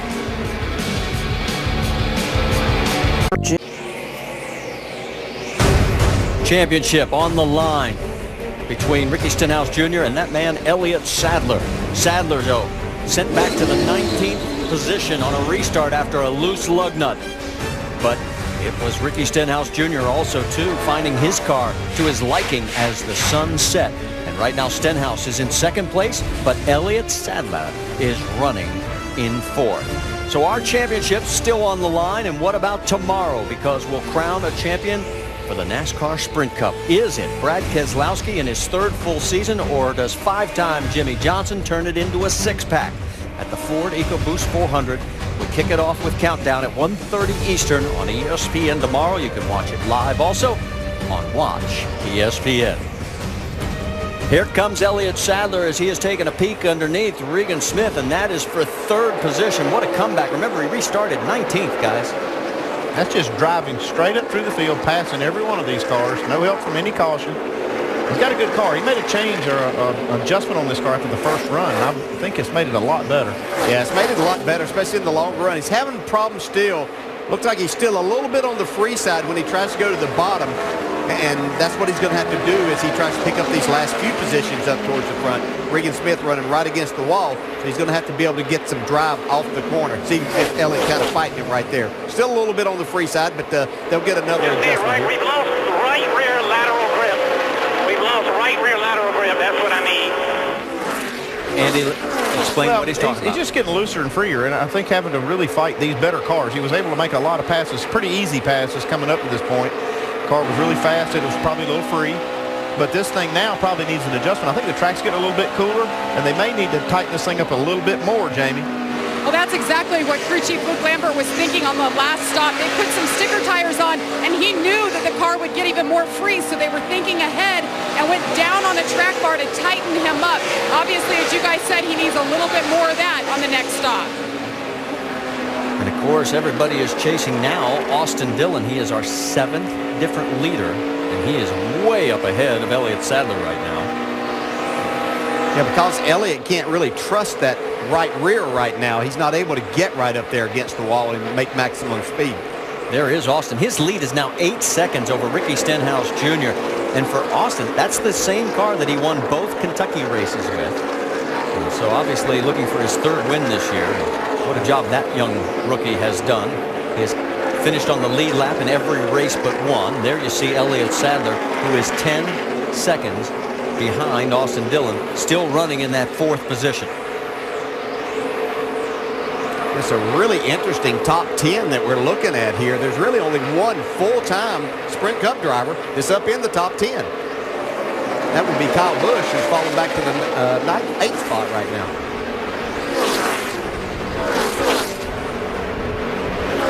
And you know, you mentioned that as we're holding for the 6 car, Ricky Stenhouse Jr.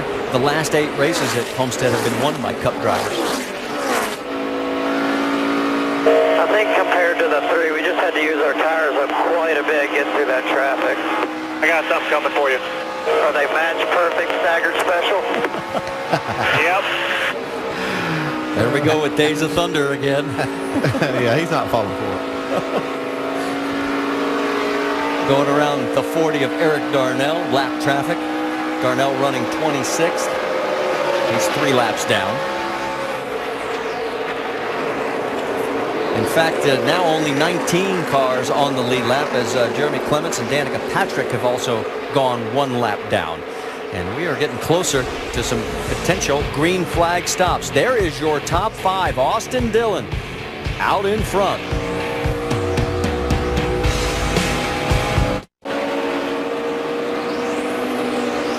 Race leader Austin Dillon now second in the points the way they're running. There you see him in the upper right. Ricky Stenhouse Jr. And the points leader and Elliott Sadler. Stenhouse running second, Sadler running fourth. And here comes Regan Smith by on the high side to take over second spot if he can hold on to it. Yeah, this 5's a really, really good car. He doesn't, these cars that he's racing right here, see Stenhouse a little bit loose down the bottom, but the 6, the 2, and the 3 up in front all have fresher tires than what Regan Smith has. See Stenhouse struggling with his car a little bit, but he's just going to do what he has to do right now. Let Sadler go by on the outside. You notice how quickly he dove to the left. Didn't put up much of a fight there, did he? As you pointed out, all he has to do is finish 16th or better in this race. It does not matter what Elliott does for the championship. Notice right now, Sadler and Dillon would be tied for second in the points. They're both 18 behind.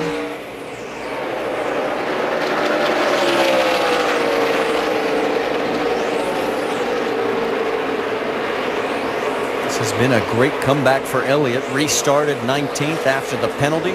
Finds himself at least back in the hunt, but he still needs something to happen to that 6 car. Worst we've ever been here. Okay, 4 back to the 33 all by himself. That was the 6 radio. And as he continues to fall back a little bit, here comes the 33 of Brendan Gaughan. Another one of the 4 Richard Childress racing machines. He's probably thinking most of the field's RCR. It seems like everything coming around him is that. And all 4 of them are in the top 9, so they're doing a nice job. Joey Coulter back in 9th. Vince, what's the latest on that 6 car? You know, one of the things that's kind of got Ricky a little confused is that the car has been going from loose in the center to tight in the center. And Ricky's made note of that on multiple occasions tonight about how it feels one way during one portion of the run, and then it switches back the other direction at a different portion of the run. And that's the one thing they're trying to get their finger on right now, but he's in a pretty good position right now, despite the fact that the 33 just went around. So bump Stenhouse back to the 5th position.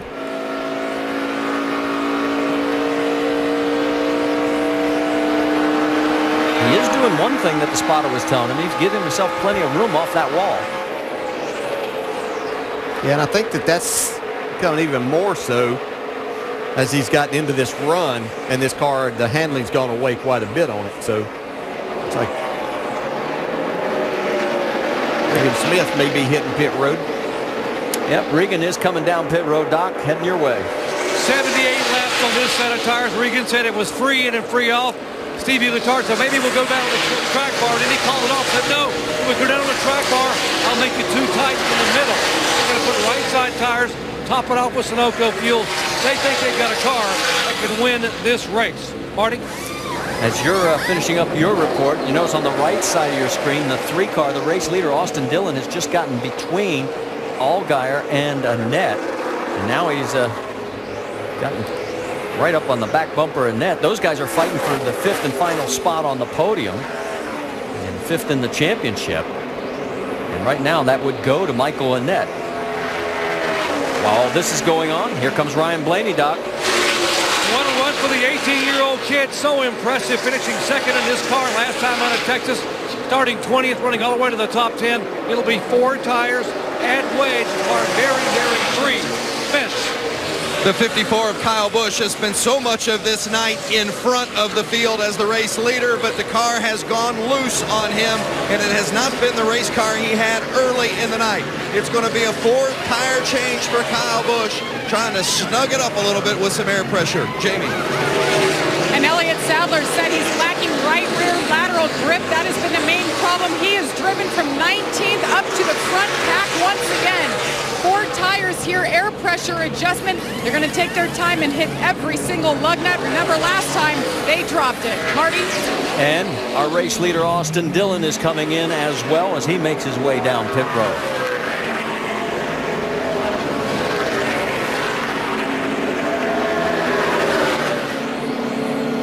Vince, he's heading your way.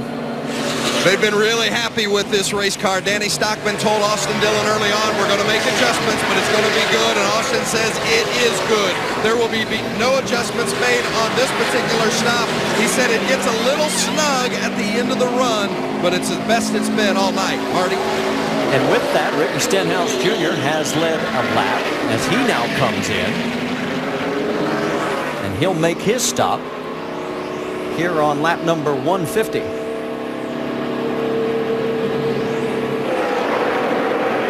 Coming.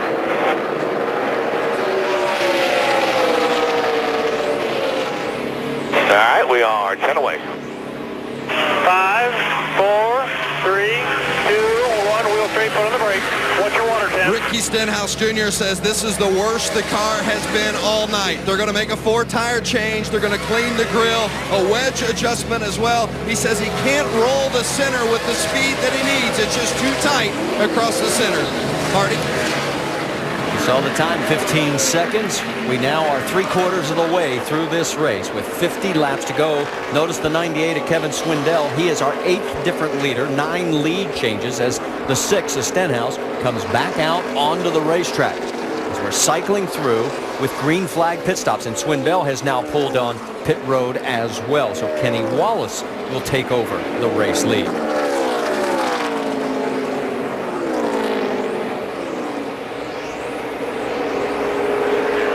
Whoa, look at Stenhouse. This car's pretty free on those new tires.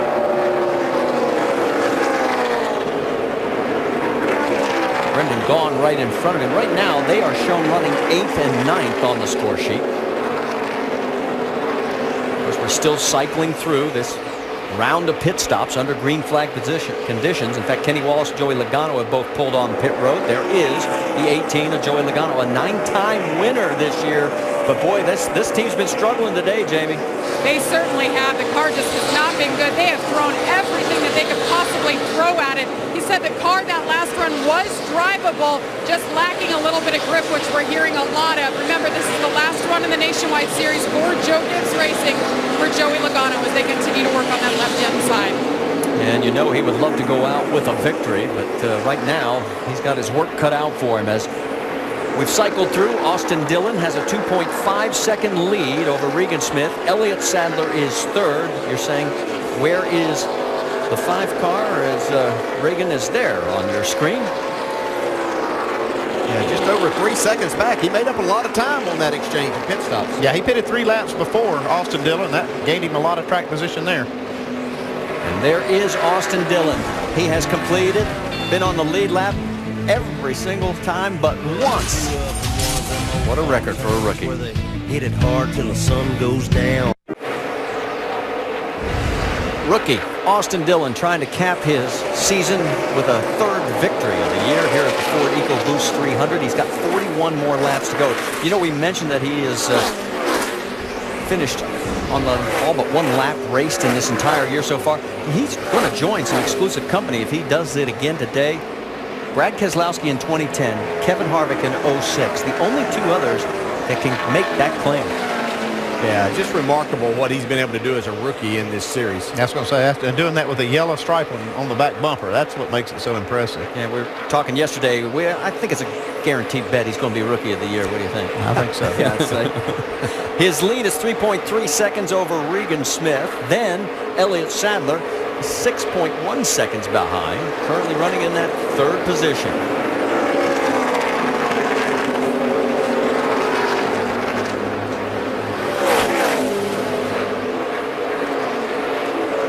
That's Michael Annett. He's a lap down. In fact, right now, only 15 cars on the lead lap. There's Sam Hornish Jr. He is now running back in the 4th spot. He had to pit early because he had a tire going down. And he has 22 more laps on his tires than everybody else on this last round of green flag stops, and that's why you see Ricky Stenhouse Jr. getting around him and taking the spot. Yeah, plus Sam's going to have to make another pit stop for sure. Looks like a number of these others will be right on the edge of but probably can make it in. Yeah, I think that a lot of the leaders can make it on that last stop. How's that fuel pressure issue we had there? Well, it's creeping down. It's at 6 pounds. 10 more. Is that an alarm bell going off for you? Well, not really. I mean, 6 pounds is plenty if it stays there. If it's a trend where it's side of your screen, he says his car is as loose as he can remember it in a long, long time. Doesn't feel like that last adjustment, that wedge adjustment, did anything for him at all. They're talking about making a bigger swing at it the next time. Ricky Stenhouse Jr. has his hands full right now. Oh, you ain't lying, Dale. I think that's hard to You gotta watch the screen, you can see how loose it is. Yeah. All right, then you just be careful with it.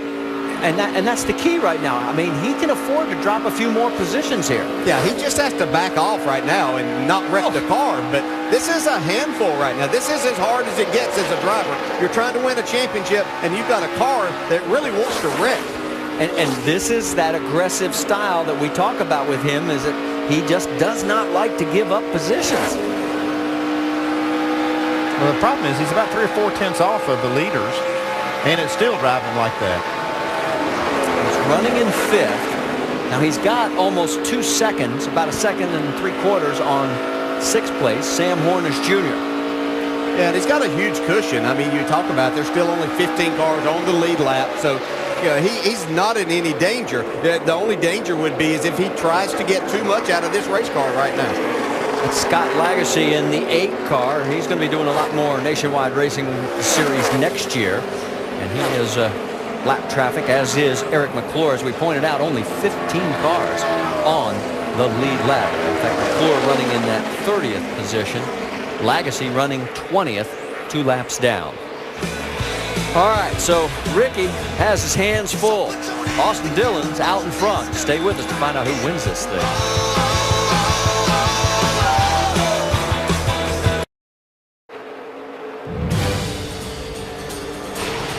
Ford Ecoboost 300 at Homestead-Miami is brought to you by the all-new Ford Fusion. Go further. And Papa John's, official pizza sponsor of the NFL. That's downtown Miami. It's under the lights and traffic moving a lot quicker than it normally does. There is the young man who is moving very quickly. He is leading. That is Austin Dillon. He has a 1.6 second lead over Regan Smith with just 28 laps to go. You can see that we have had 11 lead changes between 9 different drivers, 3 cautions, and keep an eye on this because you notice the caution is out for debris. As we see the point standings right there, this is going to change the complexion of the race once again, guys. Yes, it is. And a lot of people have tires. I think most of the leaders have tires. 27 laps to go. They'll come get them. And we will have a total of 14 cars on the lead lap. I believe it'll be Danica Patrick that will get the free pass. Big break for Sam Hornish there, who is going to need to get in and get fuel and tires before too long, but he'll be able to, even though he'd fallen back tonight, he'll be able to get in there, and he's got a fast race car. We've seen that. So for young Austin Dillon, he's trying to win a race. Ricky Stenhouse Jr. trying to win back-to-back championships. Elliott Sadler along with Dillon hoping that something happens to that 6 car and it gives them a shot at the title. Now we're going to see some furious racing here in the last few laps of this one. You see the pit crews go to work here, get 4 tires, and then we're going to see a crazy restart, I'm pretty sure. All right, we saw what happened with Elliott's pit crew with the loose lug nut. The pressure, we talked about it with Mark Hollywood Armstrong, our over-the-wall reporter. You've been the crew chief in this situation. What's the last thing you're telling your guys before you do this money, Just big money stuff? Take a few deep breaths and nice and smooth. The faster you try to go, the more apt you are to make mistakes, and really the slower you go. So just nice rhythm's what we need here. And as a driver, you're putting your hands or your race in their hands. Yeah, and you know, you want to make sure that you do your job without speeding. You don't want to take a chance there of sliding through your pits and not giving them the best opportunity. But this is what it's about. All right, this is the championship pit stop. It never has gotten any bigger for these 3 drivers than for Austin Dillon, Ricky Stenhouse Jr., and Elliott Sadler. Jamie, you've got it first. Well, this was a break for Elliott Sadler. I saw his team mention they were going to be 5 laps short. Elliott's saying he's lacking right rear grip, track bar down, only 1 can of fuel, and that can throw off their rhythm. And 4 tires. Vince.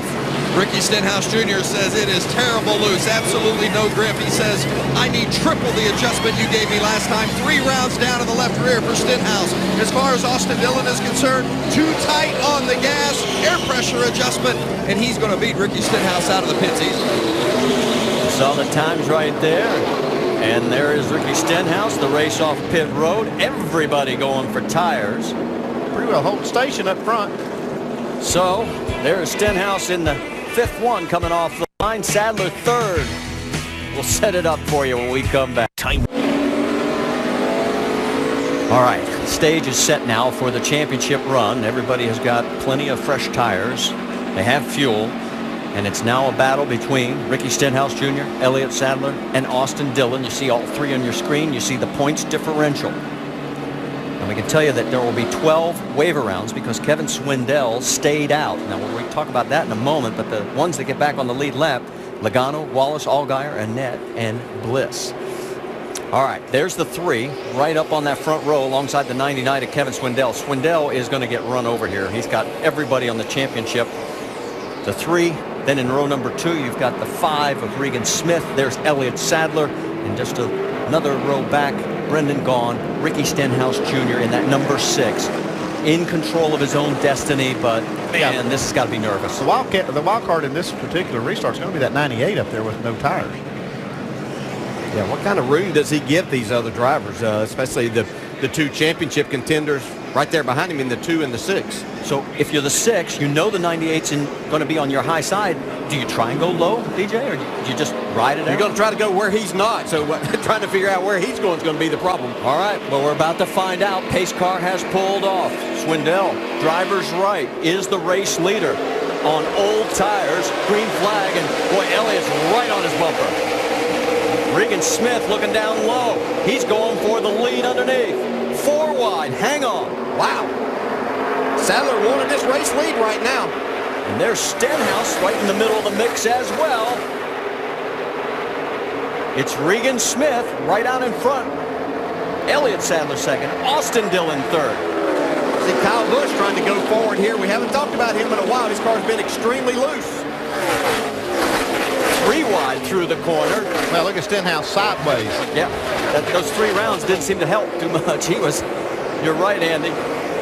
Side by side, Austin Dillon trying to take the spot away from Elliott Sadler, and he does. Well, we heard Austin Dillon thank his crew a little bit ago for working on that race car. They have made this thing the fastest car here. Regan Smith out in front. There's Kyle Busch. He had the dominant race car at the beginning of this race, leading 89 laps early. We now have 21 laps to go. And there you see Elliott Sadler under attack from the 54. We're hearing something on the 2, Jamie. What do you have for us? And he is screaming, fired up. He said, what did you guys do? This car is junk. All they did was make a track bar adjustment. As you watch, Ricky Stenhouse Jr. goes around him. He's hot under that helmet. Caution on the track. Yellow's out.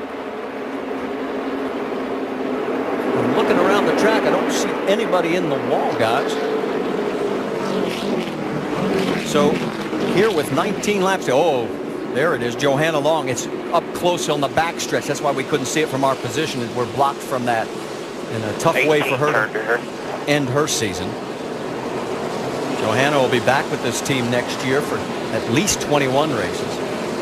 But not the way she wanted to end the year. She was 25th, 3 laps down, and when we saw her earlier in the race, we talked about how she was struggling this weekend. Yeah, she was, and good to see her getting out of this car right there. That's a hard hit to the front of this car. Yeah, parts laying everywhere on the back straightaway. From Joey Logano's onboard, we'll be able to get a better look at, see what happened to Johanna.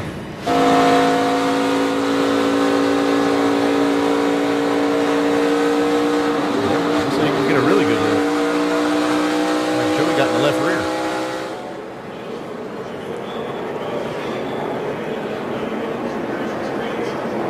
You might be right, Andy. Keep an eye on the impact. That's a scary lick right there. So you see all those parts flying off the car? Boy, you're right. It's great to see her able to walk away from that one. hard contact here, our 5th caution. And now I'm going to put you on the spot. Does the 2 car come in? Since he said he was having so much trouble, does he? Well, he didn't have any more tires. Yeah, but could the adjustment help? Keep passing enough cars. Okay, you're right. There's 19 cars on the lead lap. We'll find out what happens when we come back. Regan Smith is the leader.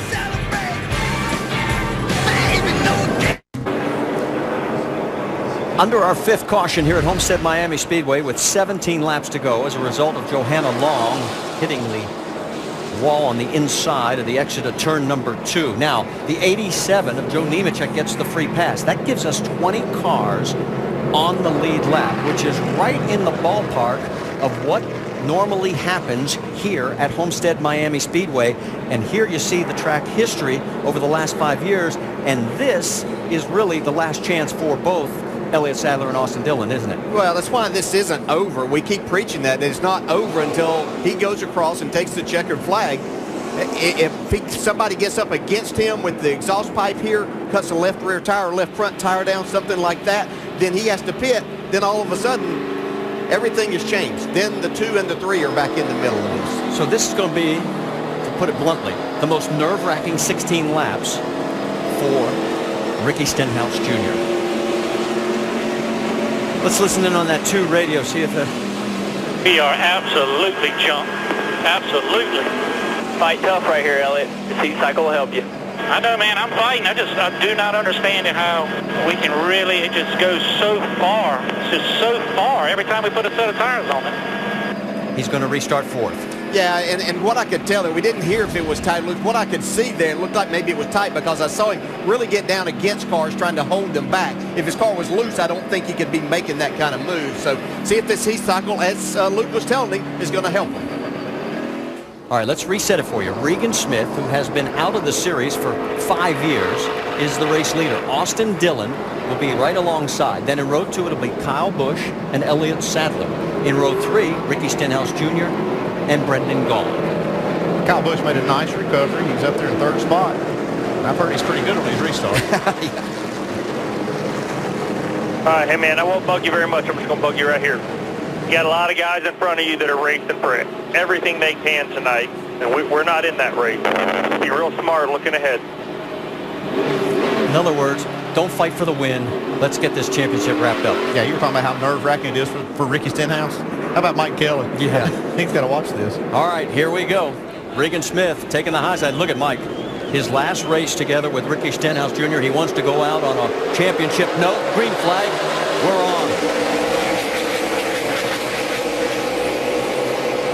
Kyle Busch trying to get underneath the 3. Yeah, Austin Dillon looked like he spun the tires a little bit on the start there. Couldn't get going. Sadler gets a good restart, but not as good as Regan Smith. Kind of what tells me that 2 car may be on the tight side. He's able to go right now on this restart. See if it'll hold up for him. Stenhouse trying to stay clear of everything. You see him right behind the 12 there of Sam Hornish Jr. I'll tell you what, he's not that clear. He's sticking it right in there. And he puts the 3 car behind him. Just ride. It's awful hard to just ride, isn't it? Yeah, it is. And we see Austin Dillon, who looked like he was going to have a shot at winning this, restarting on the inside, is falling back now outside the top 5 and 6. Here comes Kyle Busch side by side with Elliott Sadler. That is for 2nd. Kyle Busch has the spot. There's Ricky. He's still got the 3 car trying to get back around him. 13 laps to go for the race win and for the championship. The 6 car, Ricky Stenhouse Jr. in control.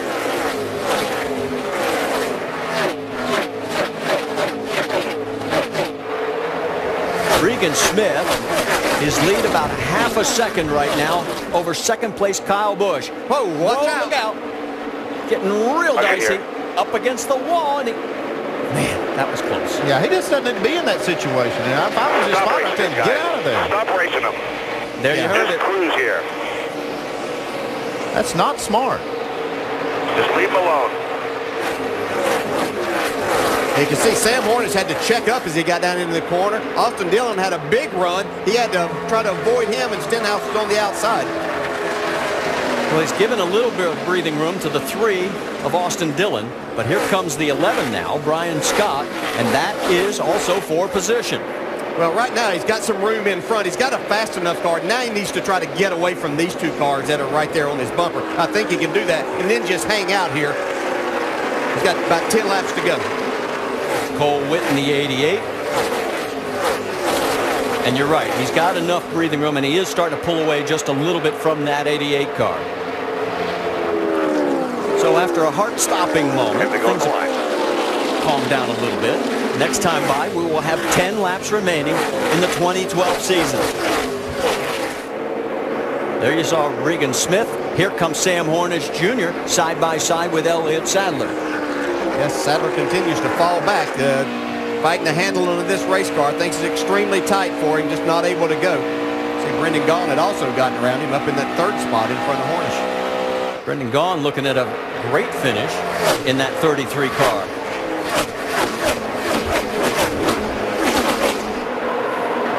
Regan Smith, can you believe this? His first race back in over 5 years. He had 102 prior starts in the Nationwide Series, but his best finish was 5th 3 times. And this is a great gauge on how much progress they've made with that team. I'm telling you, this is it shows that they've come a long, long way. Ryan Pemberton doing an incredible job, and the interaction with Hendrick Motorsports is really paying off. Yeah, it really is. And to get a veteran driver in there, someone that has a lot of experience, even though he hasn't driven these cars that much, Regan Smith is a good, solid race driver that can give them a lot of feedback and show them just what their cars are capable of doing. A preview of what we may see next year from that team, but right now, all eyes focus on the championship. The 6 car, Ricky Stenhouse Jr. doing what he has to do right now. Just stay out of trouble. He's running 7th. He's been close to trouble quite a few times tonight. There goes your race leader, Kyle Busch, who right now, unless something happens, it looks like he will go winless here in 2012, which will break that 8 consecutive year streak. Of course, Mark Martin has 9 consecutive years. That's what he was trying to tie, with at least 1 win in every one of those seasons. But you can see the gap. It's widened to 1.4 seconds. And then you see Sadler, Dillon, and Stenhouse. They're running pretty much in lockstep, 5th, 6th, and 7th.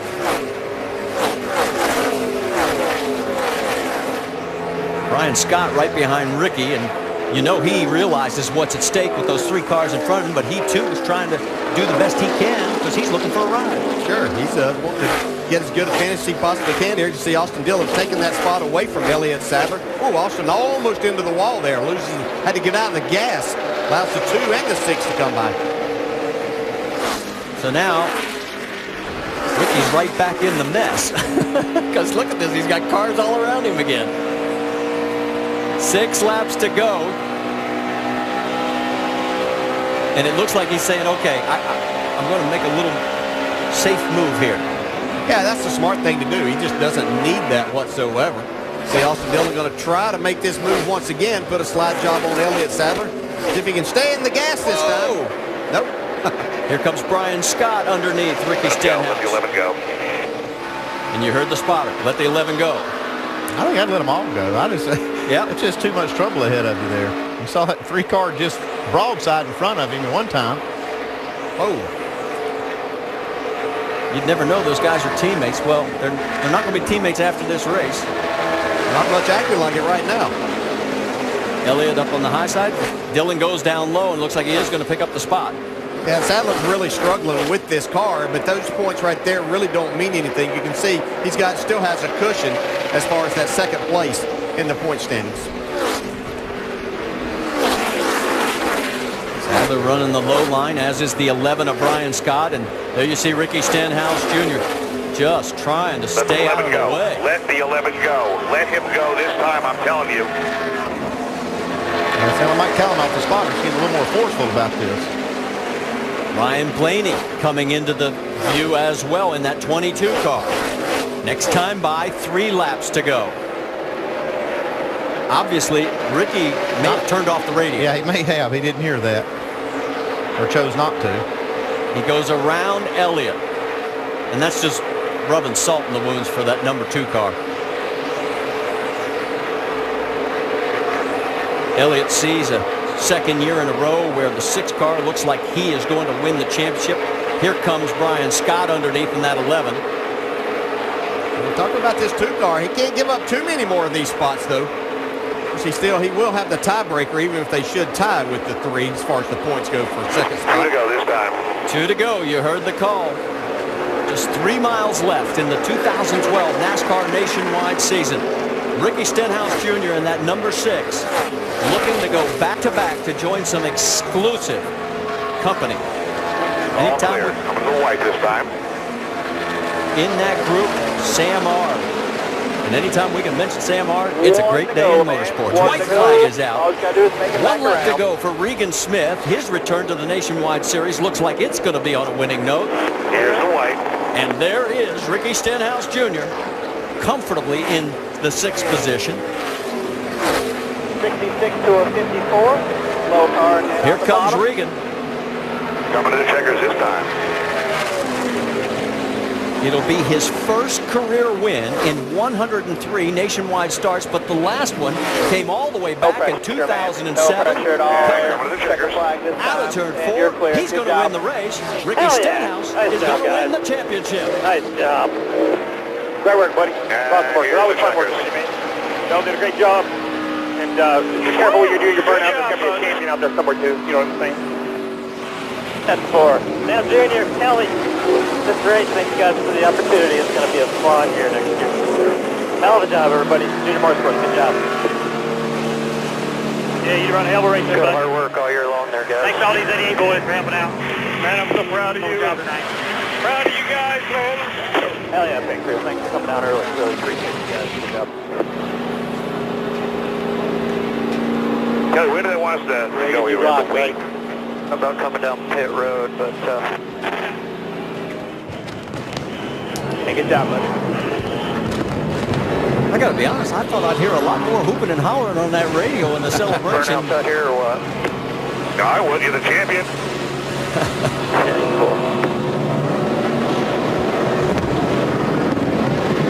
That puts a different twist on with that yellow paint down there. That makes some cool smoke. Livens up the burnout. So Regan Smith gives us a sneak preview of what that 5 team's going to look like next year. And Ricky Stenhouse Jr., let's enjoy the celebration.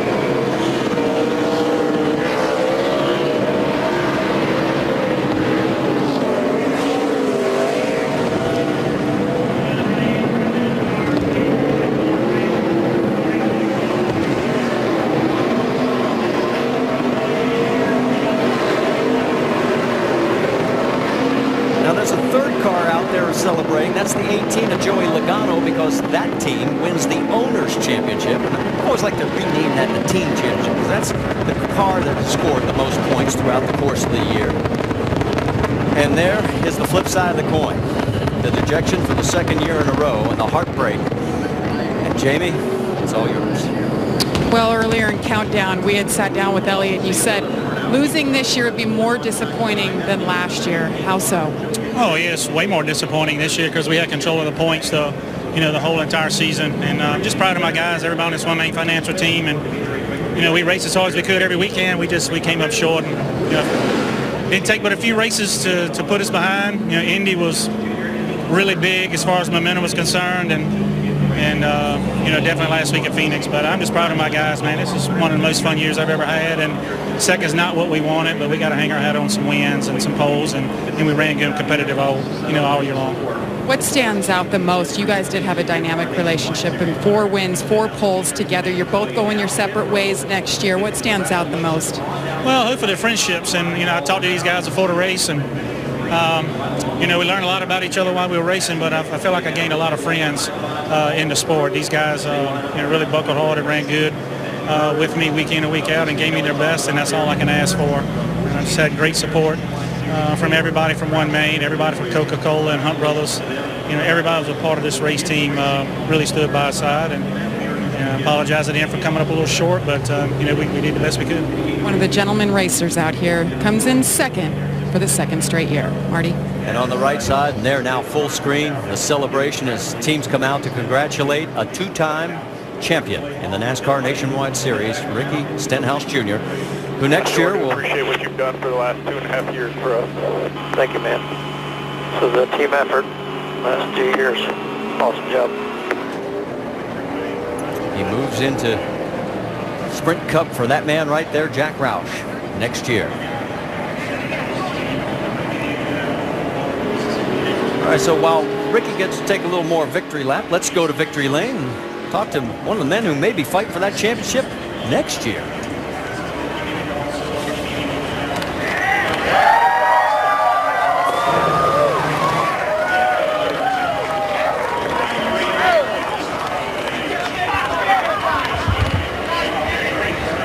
Welcome back to the Nationwide Series. Regan Smith, describe what just happened there. That was a strong race car there. That's what just happened. First and foremost, I got to thank all the guys at Junior Motorsports. You know, they build a heck of a race car, and I'm excited about driving them next year. These guys have they worked hard all year long, and we're going to do the same next year, and we're going to go out and contend for a championship, and that's our plan. And hopefully tonight was a part of a statement right there. HendrickCars.com, Dale Jr., Kelly, Mr. H for the opportunity to hop in these race cars. These things are fun to drive, and I can't wait for next year. I can't wait to get to Daytona. It kind of sucks that we got to wait 2 months now. I'd rather just start right now and get going with things. Well, they'll build some great cars for him. They'll line them up and let Regan Smith take them down next season.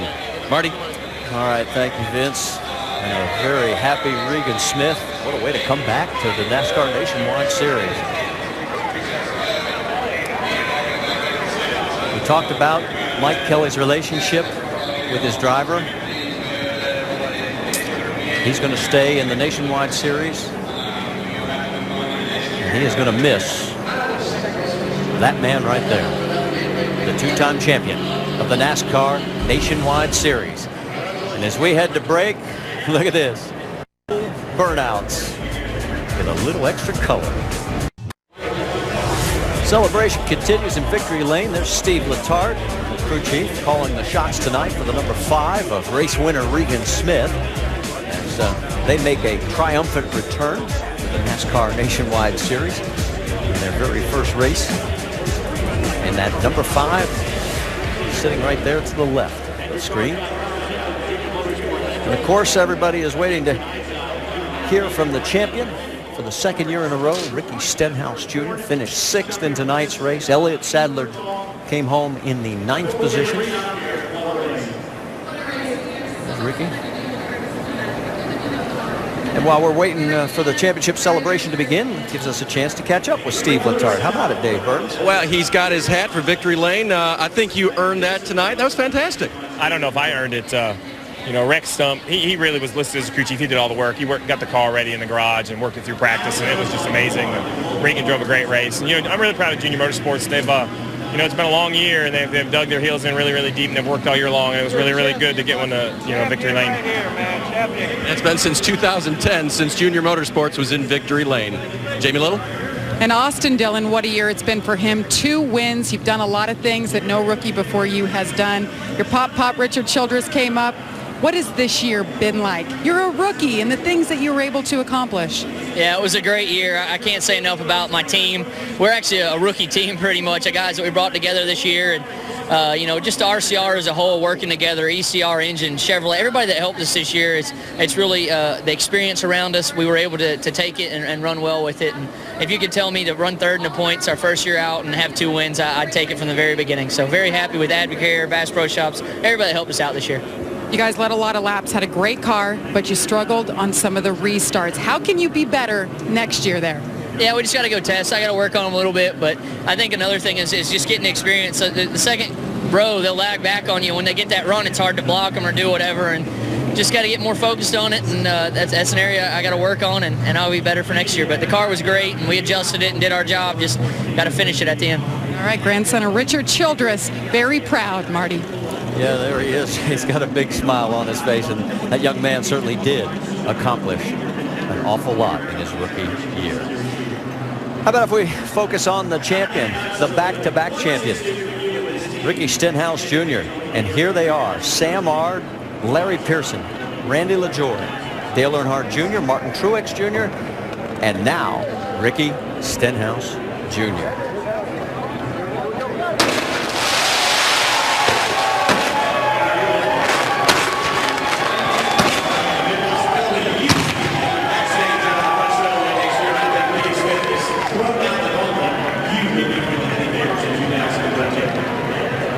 Well, ladies and gentlemen, here he is, your 2012 NASCAR Nationwide Series champion, Ricky Stenhouse Jr. And Ricky, I know the first one will always be so special, but becoming only the 6th driver to win them back-to-back. Share with us the emotion of this moment. It's really neat. You know, these guys behind me are what do it all the time, man. It's really cool to be up here and drive these race cars for Jack, for Ford, for Roush Yates, for everybody that puts their heart and soul in this. Cargill Beef, NOS, Valvoline, Roush Yates engines are just incredible tonight. You know, Best Buy, Fifth Third, Zest, everybody that helps us with this is just incredible. I'm just glad to be able to do it 2 in a row. Second half of the race tonight, you had to be very nervous. Thoughts about fuel pressure, thoughts about the car being very, very loose, and then an incident almost with a 3 car. How concerned were you? I wasn't concerned. We were loose. We've had loose race cars before, and we made an adjustment there. And I was questioning how far we should go, but you know, I think we went a little too far to have a run at it there at the end. Got a little too tight, but I can't say enough about these guys. It's been fun. I got to say hey to my granddad at home. He's not doing as well as he needs to be, so I want to say hey to him, and we'll see him soon. But I want to say happy Thanksgiving to everybody else as well. Mike Kelly, your crew chief, 2 years in a row, 2 championships in a row, got very emotional talking before the race about having to leave you. What does this mean? You will not be together next year as you go to Sprint Cup. What does it mean to you, what these guys have given you now these last 2 years? It means we're leaving Trevor in great hands. These guys have done an awesome job. Mike's been a great crew chief to work with, but you know, more than that, he's a great friend. We spend a lot of time together. These guys spend a lot of time on the road together, and can't ask for a better group. So hopefully they can make it 3 in a row next year. Hey, congratulations, 2 in a row, Ricky Stenhouse Jr. Thank you. Marty? And of course, the reference to Trevor is Trevor Bayne, who will be taking over that 6th ride in the NASCAR Nationwide Series next year. So as we still wait for the trophy presentation to be performed, you see the championship up on the podium. Here are the point standings. Elliott Sadler in 2nd, just 1 ahead of Austin Dillon. Sam Hornish Jr. finishes 4th. Michael Annett will be the 5th man on the podium as he beats out Justin Allgaier for that 5th spot. And Danica Patrick rounds out the top 10. Stay with us. We'll come back for the trophy presentation.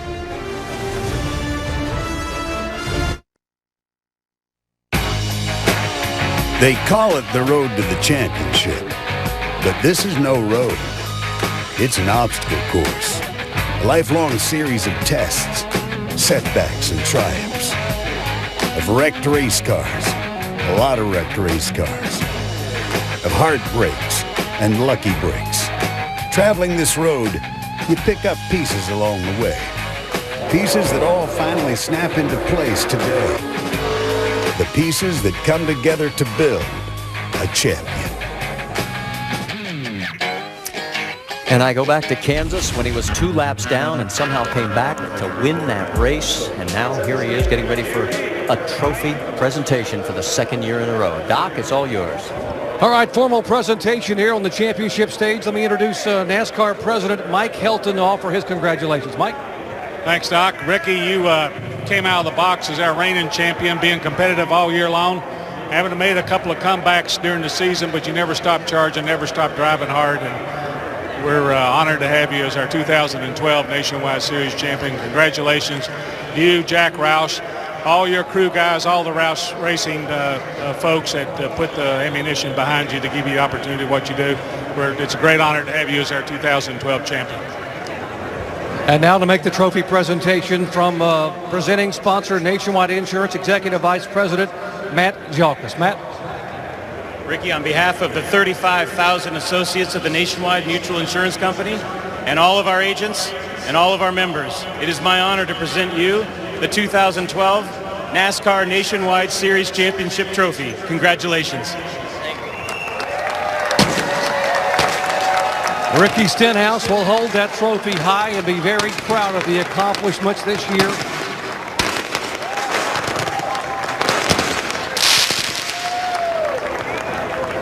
Ricky, 2nd and possibly final Nationwide Championship as you move full-time the NASCAR Sprint Cup next year.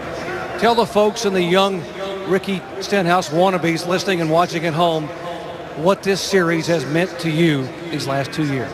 This series has meant a lot, from Nationwide Insurance and everybody that works on their half to really put this series out there on their side has done a great job, and I can't think of better people to race with. And you know, for the competitiveness of this series, it's getting more competitive every year, and these races are tough to win. So it's been a great learning experience from all the officials, Joe Balish and his guys. It's an honor to race in this series, and I'll enjoy it every time I get to come back. Can you believe 2 years ago you were almost looking for a ride, and Jack Roush stuck with you? You said, I understand what it takes. Tony Stewart found you. Jack Roush gave you an opportunity, and now 2 years in a row you stand here as a champion of one of the premier stock car series in the country. Yeah, it's unbelievable. It's just a lot of hard work by a lot of hard-working people. So I'm just honored to be in this position, and I don't know if I was looking for a ride, but I was looking for a tool to work on them. So hopefully that's over with, and you know, we can carry this momentum into next year. Let's bring in Mike Kelly. Mike, come on in here if you would. Championship crew chief Mike Kelly, 2 years in a row. Mike, tell us what this means to you to be able to take this guy from almost not having a ride to being a NASCAR champion back-to-back years. Man, it means the world to me and all these guys behind me that we stuck together for the last couple of years and worked hard through the tough times. But we also had a lot of really good times. And it all started back in 2010. We watched the banquet from down on the floor when Ricky won the Rookie of the Year, and he said, you know, next year we got to sit up there, and we did. And last year we sat up there and we said we don't ever want to sit out there again. And we came back from the banquet and we put a new group of guys together, and Ricky right away said, let's raise the bar. I want to win 6 to 10 races and definitely win this championship. And no one said we couldn't. No one ever turned away. We've had fast cars and a lot of good times this year. It's been a lot of fun. Well done. Let's bring in Jack Roush. And Jack, you're the man who believed in these guys and put this team together and stuck with them. Jack, what does this mean for Roush Fenway and your organization? Well, it's a bright future for us with Ricky for sure. You know, we've never had a better crew chief driver combination than Mike Kelly and Ricky, and I look forward to seeing them be successful for many years to come. But it certainly is a passing of a guard here with the next generation coming on into their own. Okay, that's the Drivers' Championship. We still have more presentations here as we reintroduce Mike Helton to make a presentation to the winning car owner champion. JD, Joe Gibbs Racing's been quite a force in NASCAR across the board, but particularly in the Nationwide Series. And we're honored again to present you the 2012 car owner champion for the NASCAR Series, and congratulate you. JD Gibbs, fourth time in 5 years you guys have won the car owners championship. What does this say about Joe Gibbs Racing and the organization you built here in the Nationwide Series? We love Nationwide. It's kind of our training ground. And we've had the amazing thing this year, 6 different drivers, 8 different sponsors, put it all together and wind up where we are. So it's just a blessing to be a part of it. Adam Stevens, our crew chief, just does a great job. His teams. It's hard to do 2 drivers. We had 6. They did a great job. Congratulations. Thank you. JD Gibbs, Joe Gibbs Racing, the car owners champion, and Ricky Stenhouse Jr. back-to-back NASCAR Nationwide Series titles.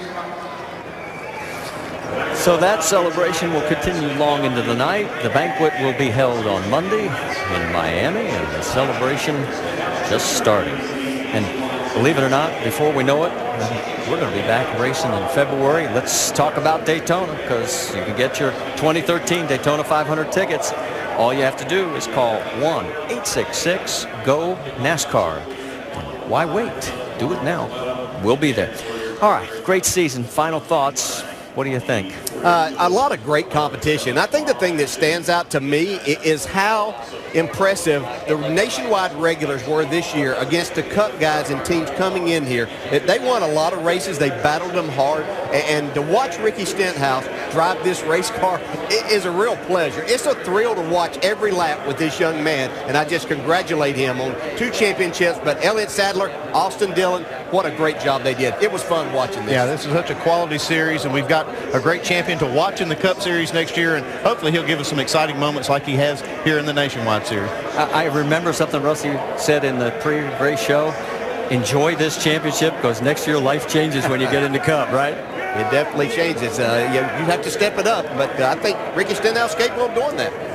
Yeah, I see him as being one of those Carl Edwards, Greg Biffle types that Jack Roush has brought along and have done great things in the Sprint Cup Series. And as we mentioned, it'll be Trevor Bayne taking over the 6 ride next year.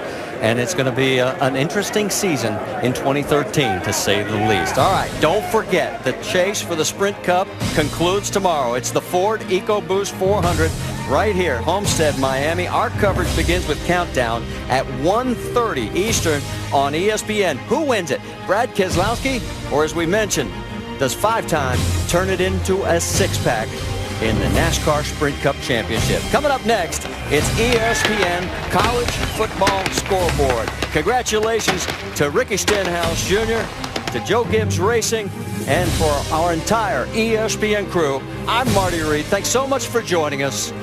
Till we meet again.